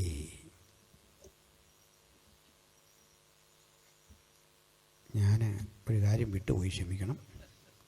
സ്വോത്രകാഴ്ച എടുക്കുന്ന കാര്യമാണ്. അപ്പോൾ സ്വോത്രകാഴ്ച എടുക്കും, ആ ലാസ്റ്റുള്ള ആളുകൾ ഓടിപ്പോകാൻ പാടില്ല ഒരു കാരണവശാലും. അതുകൊണ്ട് ബാലിൻ്റെ പ്രവാചകന്മാരെ ഒരുത്തിനെയും വിടല്ലെന്ന് പറഞ്ഞ പോലെ അവിടെ നിൽക്കണം. നമുക്ക് അവിടെ നിന്ന് ഇങ്ങോട്ട് ആരംഭിക്കണം, ഇവിടുന്ന് വരണ്ട. നമ്മൾ അവിടെ നിന്ന് ആരംഭിക്കാൻ പോവാണ്. എന്തിനും ഏതിനും റെഡിയായി വോളണ്ടിയേഴ്സ് നിന്നോണം. ഏത് തീരുമാനത്തിലും ഒറ്റ മനുഷ്യനെ വിട്ടേക്കല്ല, ആ വിധത്തിൽ നിൽക്കണം. റെഡിയായി നിന്നോ, നമുക്ക് അതിലേക്ക് പോകാം. ശ്രദ്ധിക്കാം. അപ്പോഴേ ഈ കർത്താവായ യേശു എന്തിനാണ് ജഡത്തിൽ വന്നത് എന്ന് പറയാം. ഞാൻ ചോദിക്കട്ടെ, ചിലതരം കുറ്റകൃത്യങ്ങൾ നമുക്ക് കോടതിക്ക് പുറത്ത് സെറ്റിൽ ചെയ്യാം. എന്നുവെച്ചാൽ രണ്ടുപേരും തമ്മിൽ അതിര് തർക്കമാണ്, ഭയങ്കര പ്രശ്നമാണ്, അങ്ങോട്ടും ഇങ്ങോട്ടും വിഷയമാണ്. കാരണം ഈ വഴി ഇങ്ങോട്ട് വന്നിട്ട് വിശാല വഴി ഇടുങ്ങി നമ്മൾ ഇങ്ങോട്ട് വന്നിട്ട് പിന്നെ കിളിത്തിട്ട് കളിക്കുന്ന പോലെ വേണം വീട്ടിൽ ചെല്ലാൻ. അന്നേരം ഇങ്ങനെ വന്നിട്ട് ഇതിലേ കയറി അതിലേ കയറി ഇങ്ങനെ പോയാൽ കണ്ടു കഴിഞ്ഞാൽ ആൾക്കാർ ഓർക്കും ഇവിടെ ഫുട്ബോളിൻ്റെ പരിശീലനം അല്ല, നമ്മൾ വീട്ടിൽ ചെല്ലാനാണ്. കാരണം വഴി ഇങ്ങനെ വന്ന് ഇടുങ്ങി പിന്നെ നമ്മൾ ഇങ്ങനെ കയറിയൊക്കെ പോകണം. ഭയങ്കര പ്രശ്നം. രണ്ടുപേരും നിങ്ങൾ പതിറ്റാണ്ടുകളുടെ തർക്കം, അതിൻ്റെ പേര് കോടതിയായി പോലീസായി എന്നും തർക്കം. ഇപ്പം രണ്ടുകൂടെ തീരുമാനിച്ചു എന്തിനായി അലമ്പ്, അയാൾക്ക് ഇച്ചിരി സ്ഥലം കൊടുത്തേക്കാം, വിട്ടുവീഴ്ച രണ്ട് ഭാഗത്തു നിന്നും. അങ്ങനെ പതിറ്റാണ്ടുകൾ കോടതിയിൽ കിടക്കുന്ന കേസ് നമുക്ക് ഒത്തുതീർപ്പിലെത്തിക്കാം. കോടതി അറിയിച്ചാൽ മതി, ഞങ്ങൾ നിങ്ങൾ ഈ പ്രശ്നമൊന്നുമില്ല, കോടതി സമ്മതിക്കും. കോടതി തീർക്കാൻ വയ്യാത്ത കേസുണ്ട്. രണ്ടുപേര് തമ്മിൽ ഏറ്റുമുട്ടി, അല്ലേ ഭാര്യയും ഭർത്താവോടെ വഴക്കുണ്ടായി, പുള്ളി ഒരു പേർക്ക് ആൾ താഴെ വീണ് മരിച്ചു. പോലീസ് പിടിക്കാൻ വന്നപ്പോൾ ഇയാൾ പറയുക അതിപ്പോൾ സാറേ ചാവെന്ന് ഓർത്തൊന്നും ചെയ്തതല്ല സാറേ, പെട്ടെന്നൊരു തട്ട് തട്ടി, നമ്മൾ മനുഷ്യരല്ലേ സാറേ, സാറങ്ങ് വിട്ടുകളാ. നടക്കുമോ? നടക്കുകയില്ല. സാറ് വിട്ടാലും കേസ് തിരിയല, അഴി എണ്ണണം, കോംപ്രമൈസ് ഇല്ലാത്തതാണ്, ഒരു രക്ഷയില്ല. അങ്ങനെയെങ്കിൽ ഏറ്റവും വലിയ ശിക്ഷ എന്താണ് കുറ്റത്തിന്? കുറ്റകൃത്യത്തിന് കിട്ടാവുന്ന ഏറ്റവും വലിയ ശിക്ഷ ക്യാപിറ്റൽ പണിഷ്മെൻ്റ് എന്ന് പറയും. അതായത് വധശിക്ഷ. അതിനപ്പുറത്ത് ശിക്ഷയില്ല. നമ്മൾ ഇഹലോകത്തിൽ ഇതുവരെ ചെയ്ത പാപത്തിൻ്റെ കണക്കെടുക്കുക, തെറ്റുകളുടെ മുഴുവൻ കണക്കെടുത്താൽ നമ്മളെല്ലാം വധശിക്ഷയ്ക്കർഹരാണ്. എന്താ കാര്യം? വധശിക്ഷയ്ക്കർഹരാകാനുള്ള കാരണം പാപത്തിൻ്റെ ശമ്പളം മരണമത്രേ. ചിലതരം ശിക്ഷകൾ നമുക്ക് ഇളവ് ചെയ്ത് കൊടുക്കാൻ പറ്റും. എക്സാമ്പിൾ, നിങ്ങളൊരാളുടെ പണം കടം വാങ്ങി, നിങ്ങളകത്ത് പോകും എന്ന് ഉറപ്പായപ്പോൾ നിങ്ങളുടെ ഒരു ബന്ധു അല്ലെ അനുജൻ ജ്യേഷ്ഠൻ വന്ന് അയാളുടെ വീതം മുഴുവൻ വിറ്റ് ആ കടം തീർത്ത് കഴിഞ്ഞാൽ നിങ്ങൾ റിലീസായി, നിങ്ങൾക്ക് പുറത്തു വരാം. നിങ്ങൾ കൊന്നിട്ട് നിൽക്കുന്ന നിങ്ങൾക്ക് ശിക്ഷ കിട്ടി, വധശിക്ഷ. വളരെ സ്നേഹമുള്ളൊരു മനുഷ്യൻ വന്നിട്ട് പറയുക, സാർ അല്ല നിങ്ങളുടെ അമ്മ, നിങ്ങളുടെ അപ്പൻ, സ്നേഹമുള്ള അമ്മ വന്നിട്ട് പറയാണ്, മോനെ കൊല്ലല്ലേ, കാര്യം അവൻ കുറ്റവാളിയാണ്, അവന് പകരം സാർ ഞാൻ മരിച്ചോളാം, എനിക്കിത്രയും പ്രായമായല്ലോ, ഞാനവന് പകരം വധിക്കപ്പെടാൻ തയ്യാറാണ്, സമ്മതിക്കുമോ? സമ്മതിക്കാത്ത എന്താണെന്നറിയണ്ടേ? അപ്പോൾ നിന്റെ കുറ്റകൃത്യത്തിന് വേണ്ടി ആര് മരിക്കും? നീയും കുറ്റവാളിയല്ലേ ജീവിതത്തിൽ? ഈ മകൻ ചെയ്ത തെറ്റിന് നിനക്കുമുണ്ട് ഒരു വൈക്കേരിയസ് റെസ്പോൺസിബിലിറ്റി. അതിനാര് മരിക്കും? ആളില്ല. ചുരുക്കത്തിൽ ഇഹലോകത്തിലെ സകല ശരീരങ്ങളും പാപപ്രായശ്ചിത്തത്തിന് ചേരാത്ത അശുദ്ധ ശരീരങ്ങളാണ്. അങ്ങനെയെങ്കിൽ മനുഷ്യഭാവത്തിൻ്റെ പരിഹാരത്തിനായി സ്ത്രീ പുരുഷ സമാഗമത്തിലൂടെ ജനിക്കാത്ത, അപ്പോൾ തന്നെ സമ്പൂർണ്ണ മനുഷ്യനായ, പാപഭംഗിലമായ ജീവിതത്തിൽ ജനിക്കപ്പെട്ട സ്ത്രീയും പുരുഷനുമല്ലാത്ത, ആ ബന്ധത്തിൽ ജനിക്കാത്ത, അപ്പോൾ തന്നെ സമ്പൂർണ്ണ മനുഷ്യനായ ഒരു സവിശേഷ ശരീരമുള്ള ദൈവപുത്രനായി കർത്താവായ യേശു വന്നതിൻ്റെ രഹസ്യം കൊലോസ്യ സഭയോട് ബോധ്യപ്പെടുത്തി കൊടുക്കുക. അല്ലയോ കൊലോസ്യരെ, ആരാണ് ക്രിസ്തു? അവൻ അദൃശ്യനായ ദൈവത്തിൻ്റെ പ്രതിമ, സകല സൃഷ്ടിക്കും ആദ്യജാതൻ. വാഴ്ചകളാകട്ടെ, അധികാരങ്ങളാകട്ടെ, കർത്തൃത്വങ്ങളാകട്ടെ, സകലതും അവൻ മുഖാന്തിരം അവനായി സൃഷ്ടിക്കപ്പെട്ടു. അവനിലാണ് ദൈവത്തിൻ്റെ സകല സമ്പൂർണതയും ദേഹരൂപമായി വസിക്കുന്നത്. ഇന്നിവിടുന്ന് പോകുമ്പോൾ ദൈവത്തിൻ്റെ സകല സമ്പൂർണതയും ദേഹരൂപമായി വസിക്കുന്ന ആ ക്രിസ്തുവിനെ സ്പർശിക്കുന്നവർക്ക് ഒരു കാര്യം ഉറപ്പാണ്. ദൈവത്തിൻ്റെ സമ്പൂർണതയുടെ ഒരളവ് നമ്മുടെ ജീവിതത്തിൽ അവൽ നിന്ന് പ്രാപിക്കുക. മനുഷ്യത്വത്തിൻ്റെ സമ്പൂർണതയുടെ ഒരളവ്, ആവശ്യത്തിനുള്ളൊരളവ് നമുക്ക് അവൽ നിന്ന് പ്രാപിക്കാം. ഈ മഹാസത്യം കൊലോസ്യരോട് ബോധ്യപ്പെടുത്തി കൊടുക്കുന്ന പൗലോസ്ലീഹ സ്ഥാപിച്ചെടുക്കുന്നത് ക്രിസ്തു എന്ന പരമപ്രധാന തത്വത്തെ അവൻ ജഡമെടുത്തെങ്കിൽ മാത്രമേ മനുഷ്യരാശിയുടെ രക്ഷയുടെ വിളംബരം പൂർത്തീകരിക്കാനാവൂ. അതുകൊണ്ട് രക്ഷയുടെ വിളംബരം യേശുവിൻ്റെ രക്തത്താൽ. ആ രക്തത്തിൻ്റെ സവിശേഷത, ലോകത്തിലെ സകല പുരുഷൻ്റെ രക്തവും XY ക്രോമസോമുകളുടെ സങ്കലനമാണ്. XY ക്രോമസോമുകളുടെ സംയോജനമാണ് ഒരു പുരുഷനെങ്കിൽ, പുരുഷന്റെ ഇഷ്ടത്താൽ ജനിക്കാതെ, സ്ത്രീയുടെ ഇഷ്ടത്താൽ പിറക്കാതെ, കാലത്തിൻ്റെ നിർണായകതയിൽ ദൈവത്താൽ അയക്കപ്പെട്ട ആ ദൈവപുത്രനായ ക്രിസ്തു എന്ന മഹാവ്യക്തിത്വത്തെ കൊലോസ്യ ലേഖനത്തിൽ ചൂണ്ടിക്കാണിച്ചുകൊണ്ട് പറയുകയാണ്, അവനിലാണ് ദൈവത്തിൻ്റെ സകല സമ്പൂർണതയും, മനുഷ്യത്വത്തിൻ്റെയും ദൈവത്വത്തിൻ്റെയും സകല സമ്പൂർണത. എന്താണ് ആ മനുഷ്യത്വത്തിൻ്റെ സമ്പൂർണതയുടെ ശ്രേഷ്ഠത? നമുക്കറിയാമല്ലോ. നിങ്ങളെ മനസ്സിലാക്കുന്ന ഒരു മനുഷ്യൻ നിങ്ങളുടെ കൂട്ടുകാരനായുണ്ടെങ്കിൽ, ഹസ്ബൻഡിന് നിങ്ങളെ മനസ്സിലാകുമെങ്കിൽ, ഭാര്യയ്ക്ക് നിങ്ങളെ മനസ്സിലാകുമെങ്കിൽ, അപ്പന് മനസ്സിലാകുമെങ്കിൽ, അവിടെ മാത്രമേ മറ്റു പ്രശ്നങ്ങളില്ലാത്തൊരു ജീവിതം ഉടലെടുക്കൂ. തെറ്റിദ്ധാരണകൾ നിമിത്തം മനുഷ്യജീവിതം പാടി തകരുന്ന, നിരപരാധിത്വം തെളിയിക്കാനാവാത്ത ലോകത്ത് സകലതും അറിയുന്ന ഒരുവൻ ദൈവപുത്രൻ മാത്രം. തെറ്റിദ്ധരിക്കപ്പെടുന്ന മനുഷ്യനും ആശ്വാസം നൽകുന്ന ആത്യന്തിക ഉറവിടം കർത്താവായ യേശു ക്രിസ്തു മാത്രം. ലോകത്തിലെ ഒരു ഭരണാധികാരിക്കും നമ്മോട് സഹതാപം തോന്നുന്നില്ല. നിയമത്തിൻ്റെ മുമ്പിൽ കോടതിക്ക് സഹതാപം തോന്നുന്നില്ല. നിയമം മാത്രം ചെയ്യാൻ വിധിക്കപ്പെട്ട കോടതിക്ക് സഹതാപം തോന്നിയാൽ നീതി നടപ്പിലാക്കാൻ പറ്റാതെ വരും. അതുകൊണ്ട് ഒരേ സമയം നീതിബോധമുള്ള ആ സന്തത സഹചാരിയായ ക്രിസ്തുയേശുവിൻ്റെ ദൈവത്വം നമ്മോടുള്ള കാരുണ്യമാണ്. ഒന്ന് പറഞ്ഞ് ഞാൻ അവസാനിപ്പിക്കാം. ആ ഘട്ടത്തിൽ ഓഫറിംഗ് എടുക്കുകയുമാകാം. സഹോദരങ്ങളെ, ഈ സഹതാപം നമ്മോട് തോന്നുന്നില്ലെങ്കിൽ വചനം പറയുക, നാം പൊടിയെന്ന് അവൻ ഓർക്കുന്നു. അവൻ നമ്മുടെ പ്രകൃതി അറിയുന്നു. ആ പ്രകൃതിയെപ്പറ്റിയാണ് എനിക്ക് പ്രസംഹരിക്കാനുള്ളത്. ഇത് നമ്മുടെ എല്ലാം സ്വകാര്യ ജീവിതത്തിൽ നമ്മെ അറിയുന്ന, നാം അറിയുന്ന മനുഷ്യർ വളരെ ചുരുക്കമാണ്. നമ്മോടൊത്തു രാവാർക്കുന്ന നമ്മുടെ സഹോദരിക്കും നമ്മുടെ കാന്തയ്ക്കും നമ്മുടെ കുഞ്ഞിനും നമ്മെ വേണ്ടത്ര അറിയണമെന്നില്ല. പക്ഷെ സങ്കീർത്തനക്കാരൻ പറയുക, എൻ്റെ പ്രകൃതി നിനക്കറിയാം. പക്ഷേ ഒരു കാര്യമൂർത്തി, ലോകത്തിലെ സകല മതങ്ങളും ദൈവത്തെ സ്ഥാനപ്പേർ ചൊല്ലിയാണ് വിളിക്കുന്നത്. ദൈവമെന്നാണ് വിളിക്കുന്നത്. സർവശക്തനെന്നോ സർവജ്ഞാനിയെന്നോ ആ വിളിക്കുന്നത്. പക്ഷേ ക്രിസ്തുവിൻ്റെ അനുഗാമികൾ ദൈവത്തെ വിളിക്കുന്നത് പിതാവേ എന്നാണ്. ഈ പിതൃത്വവും മനുഷ്യത്വവും സമ്മേളിക്കുന്ന ഒരു മഹാനുഭൂതിയാണ് യേശുവെന്ന വ്യക്തിത്വം. അതിന് ഒരു കാരണമുണ്ട്. ആരാണൊരപ്പൻ? അപ്പൻ്റെ സ്നേഹത്തിൻ്റെ ആഴമറിയാൻ കുഞ്ഞിനോടുള്ള അപ്പൻ്റെ ഇടപാട് കണ്ടാൽ മതി. ഒരാൺകുട്ടി, അവൻ ഫുട്ബോൾ കാണാൻ പോയി. ആ കൂട്ടുകാർ കൂടുന്ന ഇടത്ത് കൂടി 2 മണി രാത്രിക്ക് മടങ്ങി വരുമ്പോൾ അപ്പൻ പറയുന്നു, അവൻ ആഹാരമൊന്നും കൊടുക്കണ്ട. അപ്പനറിയാതെ അകത്ത് കിടന്ന ആ കുഞ്ഞ്. എന്തിനാണ് അപ്പൻ ഈ 2 മണി രാത്രി വരെ ഉറങ്ങാതെ കിടന്നത്? അപ്പൻ ആശങ്ക നിന്നെക്കുറിച്ച്, നിൻ്റെ യാത്രയെക്കുറിച്ച്, ആൾത്തിരക്കിനിടയിൽ നിനക്ക് ഭവിക്കാവുന്ന വേദനയെക്കുറിച്ച്. നിനക്ക് ഭക്ഷണം നിഷേധിക്കണം എന്നതല്ല അപ്പൻ്റെ ആഗ്രഹം. നിനക്കാവത്ത് വരാതിരിക്കാനുള്ള ജാഗ്രത അപ്പൻ മനസ്സിൽ കൊണ്ട് നടക്കുന്നു. ഇനി പെൺകുട്ടികളുടെ ബന്ധത്തിൽ അപ്പൻ വഴക്ക് പറയുമ്പോൾ വേദനിക്കുന്ന പെൺകുഞ്ഞുങ്ങളെ കാണാം. പപ്പ വഴക്ക് പറഞ്ഞാൽ സഹിക്കാൻ വയ്യ, അസഹനീയമാണ്. അമ്മ തല്ലുന്നതിനേക്കാൾ വേദനാജനകമാണ് അപ്പ വഴക്ക് പറയുന്നത്. അപ്പ വഴക്ക് പറയുന്ന കുഞ്ഞ് ഊണ് കഴിക്കാതെ മാറിക്കിടക്കുന്നു. ഊണ് കഴിക്കാതെ കിടക്കുന്ന കുഞ്ഞിൻ്റെ അരികിലേക്ക് അപ്പ ചെല്ലുന്നു. കുഞ്ഞ് വന്നാട്ടെ. അപ്പയുടെ അരികിലേക്ക് കൊണ്ടിരുത്തുന്നു. ആ കുഞ്ഞിന് വാരിക്കൊടുക്കുന്നു. പ്രായമുള്ള കുട്ടിയാകാം, പക്ഷേ വാരി കൊടുക്കുമ്പോൾ നമുക്കൊക്കെ തോന്നാം കുട്ടിക്ക് അഹങ്കാരം. അപ്പോഴും അപ്പയുടെ ഹൃദയം വലുതാണ്, കുഞ്ഞിനോട് പറ്റിയിരിക്കുന്നതാണ്.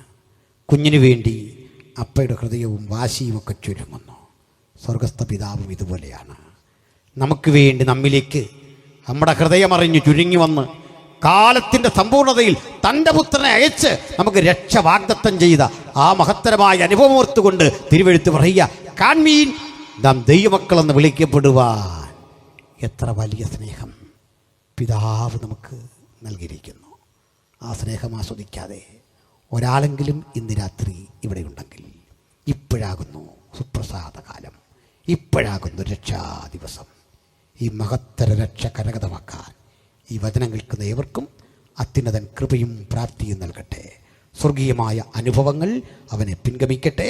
സർവസമ്പൂർണതയും ദേഹരൂപമായി വസിക്കുന്ന ആ ക്രിസ്തുവിൻ്റെ ചൈതന്യവുമായി മടങ്ങിപ്പോകാൻ അകത്തും പുറത്തും ഈ തിരുവെഴുത്ത് കേൾക്കുന്ന ഏവർക്കും ദൈവം കൃപ നൽകട്ടെ എന്ന പ്രാർത്ഥനയിൽ രക്ഷയ്ക്ക് കാരണഭൂതനായ ആ ദൈവപുത്രനെ ഞങ്ങൾ ഒരിക്കൽ കൂടി ഉയർത്തിക്കാട്ടിച്ചുകൊണ്ട് മറ്റൊരുവരിലും രക്ഷയില്ല, നാം രക്ഷിക്കപ്പെടുവാൻ ആകാശത്തിന് കീഴിൽ മനുഷ്യരിടയിൽ നൽകപ്പെട്ട ഒരേ ഒരു നാമം കർത്താവായ യേശുക്രിസ്തു എന്ന ശ്രേഷ്ഠനാമത്തെ ഉയർത്തിക്കൊണ്ട് ഞങ്ങൾ ഉപസംഹരിക്കുന്നു.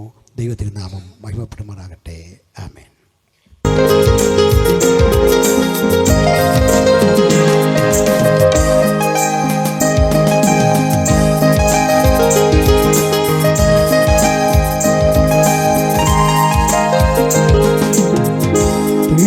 മധുരം വേദമല്ലാതിന്നേതുണ്ട് ചൊല്ലോഴ,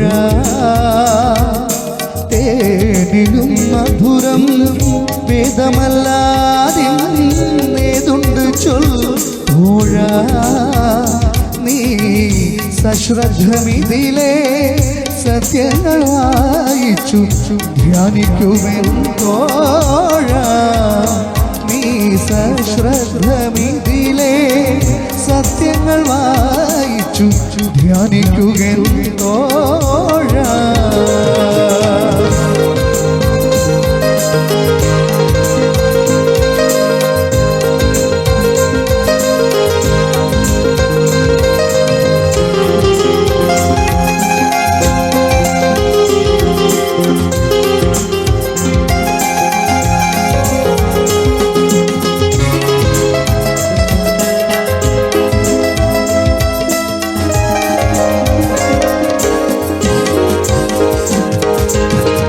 തേനോടു തേൻ കൂടതിലെ നെൽ തെളിതേ ഇതിനു സമമോ തോഴ. തേനോടു തേൻ കൂടതിലെ നെൽ തെളിതേ ഇതിനു സമമോ തോഴ. ദിവ്യ തിരുവചനം നിന്നി ദുരിതമകറ്റാൻ വഴി പറയും തോഴ. ദിവ്യ തിരുവചനം നിന്നി ദുരിതമകറ്റാൻ വഴി പറയും തോഴ.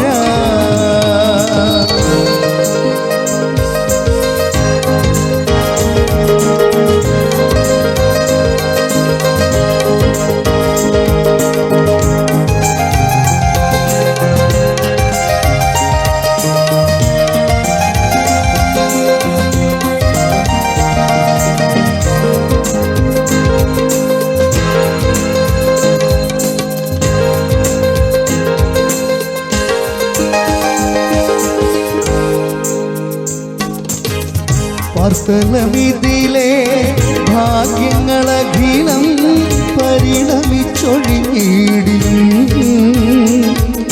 പാർത്തലമിതിലെ ഭാഗ്യങ്ങളഖിലം പരിണമിച്ചൊഴിഞ്ഞിടിലും നിത്യപരമേശവചനം പാപിക്കു ശരണം പരിരചിച്ചാനോനം നിത്യപരമേശവചനം പാപിക്കു ശരണം പരിരചിച്ചാനോനം ഗമപദ പാമഗരി ഗമപമാഗരി സരി ഗമഗരി സഭരി ബസ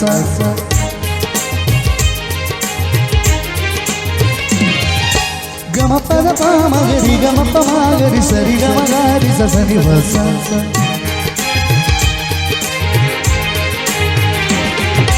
പനി സനി സരി സരി ഗരി ഗമ സനി ഗമഗരി സരി ഗമപ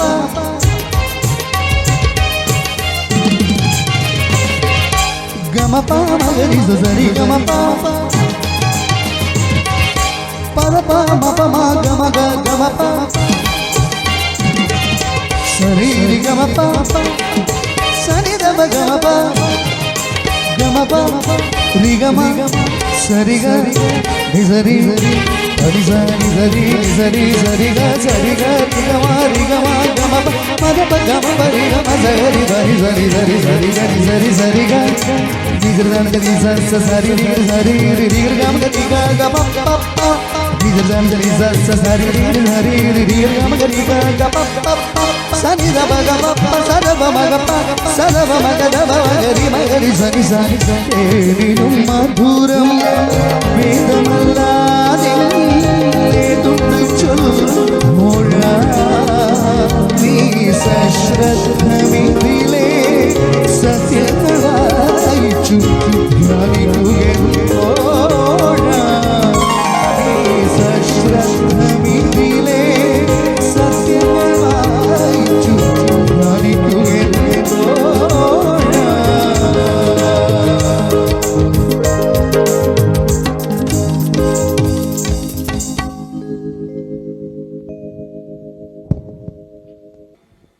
ഇന്ന് സ്തോത്രം നമ്മുടെ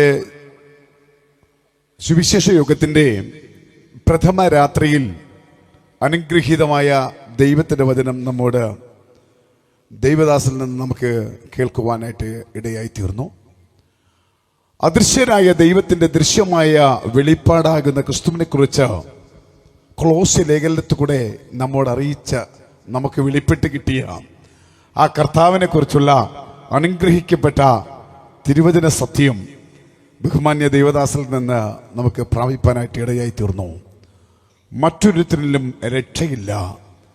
നാം രക്ഷിക്കപ്പെടുവാൻ ആകാശത്തിന്റെ കീഴിൽ മനുഷ്യരുടെ ഇടയിൽ നൽകപ്പെട്ട വേറൊരു നാമവുമില്ല. അതെ, കർത്താവായ യേശു ക്രിസ്തു എന്ന ഏക രക്ഷിതാവ് മാത്രമാണ് നമ്മൾ മനുഷ്യ രാശിയുടെ രക്ഷയ്ക്കായിട്ടുള്ളത്. ഇന്ന് രാത്രി ഈ നിർമ്മലമായ സുവിശേഷം കേട്ട ഏത് വ്യക്തി ജീവിതമായ ആരെങ്കിലും ഉണ്ടെങ്കിൽ യേശുവുമായിട്ടുള്ള ബന്ധം ഇതുവരെ ആമേ സ്തോത്രം സ്ഥാപിക്കുവാൻ കഴിഞ്ഞിട്ടില്ലാത്ത വ്യക്തികൾ ആരെങ്കിലും ഇന്ന് ഈ രാത്രി ഈ ശബ്ദം കേട്ടുവെങ്കിൽ നിങ്ങൾ കർത്താവായ യേശുവിനെ നിങ്ങളുടെ ഹൃദയത്തിൽ രക്ഷിതാവും കർത്താവുമായി സ്വീകരിക്കുകയും ആ നിത്യജീവന്റെ അവകാശികളായി തീരുവാൻ സർവശക്തനായ ദൈവം നിങ്ങളെ സഹായിക്കുകയും ചെയ്യുമാറാകട്ടെ. അനുഗ്രഹീതമായ ദൈവത്തിന്റെ വചനം നമ്മുടെ തത്യൂർ ദേശത്ത് സ്തോത്രം അറിയിച്ച ബഹുമാന്യ ദൈവദാസൻ പാസ്റ്റർ അനിൽ കൊടിത്തോട്ടത്തോടുള്ള ആമേ ഹൃദയമായിട്ടുള്ള സ്നേഹത്തെയും വന്ദനങ്ങളെയും പ്രത്യേകാലുള്ള നന്ദിയെ ഞങ്ങൾ സഭയായി ഈ സമയം അറിയിക്കുന്നു. ആമേ സ്തോത്രം. നമുക്ക് ആമേ സ്തോത്രം ഒരിക്കൽ കൂടെ കണ്ണുകളടയ്ക്കാം, പ്രാർത്ഥിക്കാം. Praise the Lord, hallelujah. ഇന്ന് രാത്രികാലം ദൈവത്തിന്റെ മാറ്റമില്ലാത്ത ശബ്ദം നാം ഓരോരുത്തരും ഇന്ന് രാത്രികാലം കേൾക്കുകയുണ്ടായി. സമയവും നാഴികയും നമുക്കായി കാത്തു നിൽക്കുകയില്ല. കർത്താവായ യേശുവുമായിട്ടുള്ള ഒരു ബന്ധം സ്ഥാപിച്ച വ്യക്തിക്ക് ആ സന്തോഷം എത്ര വലുതെന്ന് ആമേ സ്തോത്രം അന്ന് മനസ്സിലാക്കാൻ കഴിയുന്നുണ്ട്. ഇന്ന് രാത്രികാലം ദൈവത്തിന്റെ വചനം ശ്രവിച്ച ദൈവ പൈതലേ, ഹല്ലേലൂയ, കർത്താവുമായിട്ടുള്ള ഒരു ബന്ധം സ്ഥാപിച്ച നിത്യജീവന്റെ അവകാശിയായി തീരാൻ കർത്താവ് ഇന്ന് സഹായിക്കണം. യേശു ക്രിസ്തുവുമായിട്ടുള്ള ജീവിതം എത്ര എത്ര ആനന്ദമാണ്. യേശു ക്രിസ്തുവില്ലാത്ത ജീവിതം എത്ര നിരാശജനകമാണ്. ഇന്ന് രാത്രി യേശുവുമായിട്ടുള്ള ബന്ധം സ്ഥാപിച്ച ഒരു നിത്യമായ സമാധാനം പ്രാപിപ്പാൻ തക്കവണ്ണം സർവകൃപാലുവായിരിക്കുന്ന ദൈവം നമ്മെ ഏവരെയും സഹായിക്കുമാറാകട്ടെ. നമുക്ക് വീണ്ടും പ്രാർത്ഥിക്കാം. കരുണാസമ്പന്നനായിരിക്കുന്ന ഞങ്ങളുടെ വാഴ്ത്തപ്പെട്ട നല്ല ദൈവമേ, വിശ്വസ്ത കർത്താവേ, ഞങ്ങൾ ആഗ്രഹിക്കാൻ തീരുമാനിക്കുക ചെയ്തതായ ഈ സുവിശേഷ യോഗത്തിന്റെ പ്രഥമ രാത്രിയിൽ അവിടുത്തെ മാറ്റമില്ലാത്ത സാന്നിധ്യവും അവിടുത്തെ മഹാകൃപയും ഞങ്ങളോടൊപ്പം ഉണ്ടായിരുന്നു. കർത്താവെ, അവിടുത്തെ ദാസന്മാർക്ക് ദാസിമാർക്ക് ആമേ സ്തോത്ര ആത്മീയ ഗീതങ്ങൾ പാടി അവിടുത്തെ തിരുനാമത്തെ ആമേ ഉയർത്തുവാൻ സ്വർഗത്തിലെ ദൈവം ഭാഗ്യം നൽകി. കർത്താവെ, എന്നേക്ക് സ്വർഗത്തിൽ എന്നേക്ക് സ്ഥിരമായ തിരുവെഴുത്തുകളെ കുറിച്ച് അവിടുത്തെ ദാസനിൽ നിന്ന് ഞങ്ങൾക്ക് ഇന്ന് രാത്രികാലം ആമേ സ്തോത്രം കേൾക്കുവാനായിട്ട് അവിടുന്ന് കൃപയൊരുക്കി തന്നു. കർത്താവെ, അങ്ങയുടെ ദാസനെയും ദൈവം അനുഗ്രഹിക്കണമേ. ദൈവവചനം കേട്ട് ആമേ സ്തോത്രം ഹല്ലേലൂയ, ദൈവത്തെ കർത്താവുമായുമായിട്ടൊരു ബന്ധത്തില്, ആഴമേറിയ ദൈവസ്നേഹത്തില് ഒരു ബന്ധം സ്ഥാപിച്ച് ആമേ നിത്യജീവന്റെ അവകാശികളായി തീരുവാൻ തക്കവണ്ണം ഓരോ വ്യക്തികളെയും സ്വർഗത്തിലെ ദൈവം അവിടുന്ന് സഹായിക്കണമേ എന്ന് ഞങ്ങൾ അങ്ങയോട് പ്രാർത്ഥിക്കുന്നു. കർത്താവെ, ഈ ശബ്ദസീമയ്ക്കുള്ളില് ഈ തിരുവചനം ശ്രവിച്ച ഓരോ ദൈവജനത്തെയും ഓരോ ദൈവമക്കളെയും സ്വർഗത്തിലെ ദൈവം അവിടുന്ന് സൂക്ഷിക്കുകയും പരിപാലിക്കുകയും അവരായിരിക്കുന്ന സ്ഥാനങ്ങളിൽ ഏത് വിഷയത്തോട് ബന്ധത്തിലായിരുന്നാലും ഏത് പ്രയാസഘട്ടങ്ങളിലായിരുന്നാലും കർത്താവെ സൗഖ്യമാക്കുന്ന, വിടിവിക്കുന്ന, രക്ഷിക്കുന്ന, സമാധാനം നൽകുന്ന ആ ദൈവകൃപ ആമേ ഇന്ന് രാത്രി കർത്താവെ ജീവിതങ്ങളെ സ്വതന്ത്രമാക്കണമേ എന്ന് ഞങ്ങൾ അങ്ങയോട് പ്രാർത്ഥിക്കുന്നു. പ്രത്യേകിച്ച് കർത്താവേ, ദർജനം ആമേ സ്തോത്ര ദൈവവേലയെ മാനിച്ച് നൽകിയിരിക്കുന്ന ഈ സ്തോത്ര വഴിപാടുകൾക്കായും സ്തോത്രം ചെയ്യുന്നു. കർത്താവെ, അമർത്തി കുലുക്കി കവിയുന്ന നല്ല അളവ് സ്വർഗത്തിലെ ദൈവർക്ക് നൽകണമേ എന്ന് ഞങ്ങൾ അങ്ങയോട് പ്രാർത്ഥിക്കുന്നു. പ്രത്യേകാൽ കർത്താവെ, ഞങ്ങളുടെ മടക്കിയ യാത്രയിലും അവിടുത്തെ സാന്നിധ്യം കൂടെയിരിക്കണമേ. മഹത്വവും മാനവും പുകഴ്ചയും എല്ലാം അവിടുന്ന് തന്നെ സ്വീകരിക്കണം. യേശു മിശിഹായുടെ വിലയേറിയ നാമത്തിൽ ചോദിക്കുമ്പോൾ ദയ തോന്നി കേൾക്കണം സ്വർഗീയ നല്ല പിതാവേ, ആമേൻ. നമുക്ക് സന്തോഷത്തോടെ ആശീർവാദം കൈക്കൊള്ളാം. നമ്മുടെ കർത്താവിന്റെ രക്ഷിതമായ യേശു ക്രിസ്തുവിന്റെ കൃപയും പിതാവായ ദൈവത്തിന്റെ സ്നേഹവും ആശ്വസിപ്പിച്ചു വഴി നടത്തുന്ന പരിശുദ്ധാത്മാവിന്റെ നിരന്തരമായ സംസർഗവും കാവലും കൂട്ടായ്മയും ഇന്ന് രാത്രി നമ്മോട് ദൈവത്തിന്റെ വചനം സംസാരിച്ച ദൈവദാസന്റെ മേലും നമ്മുടെ ഓരോരുത്തരുടെ മേലും നമ്മുടെ മടക്കിയ യാത്രകളുടെ മേലും കർത്താവിന്റെ വരെയും എക്കാലത്തും എല്ലായ്പ്പോഴും ഇരിക്കുമാറാകട്ടെ. ആമേൻ. അറിയപ്പെട്ട കുഞ്ഞാട് മുഖാന്തരം നമുക്ക് ജയം തരുന്ന കർത്താവിന് സ്തോത്രം. Hallelujah, hallelujah, hallelujah.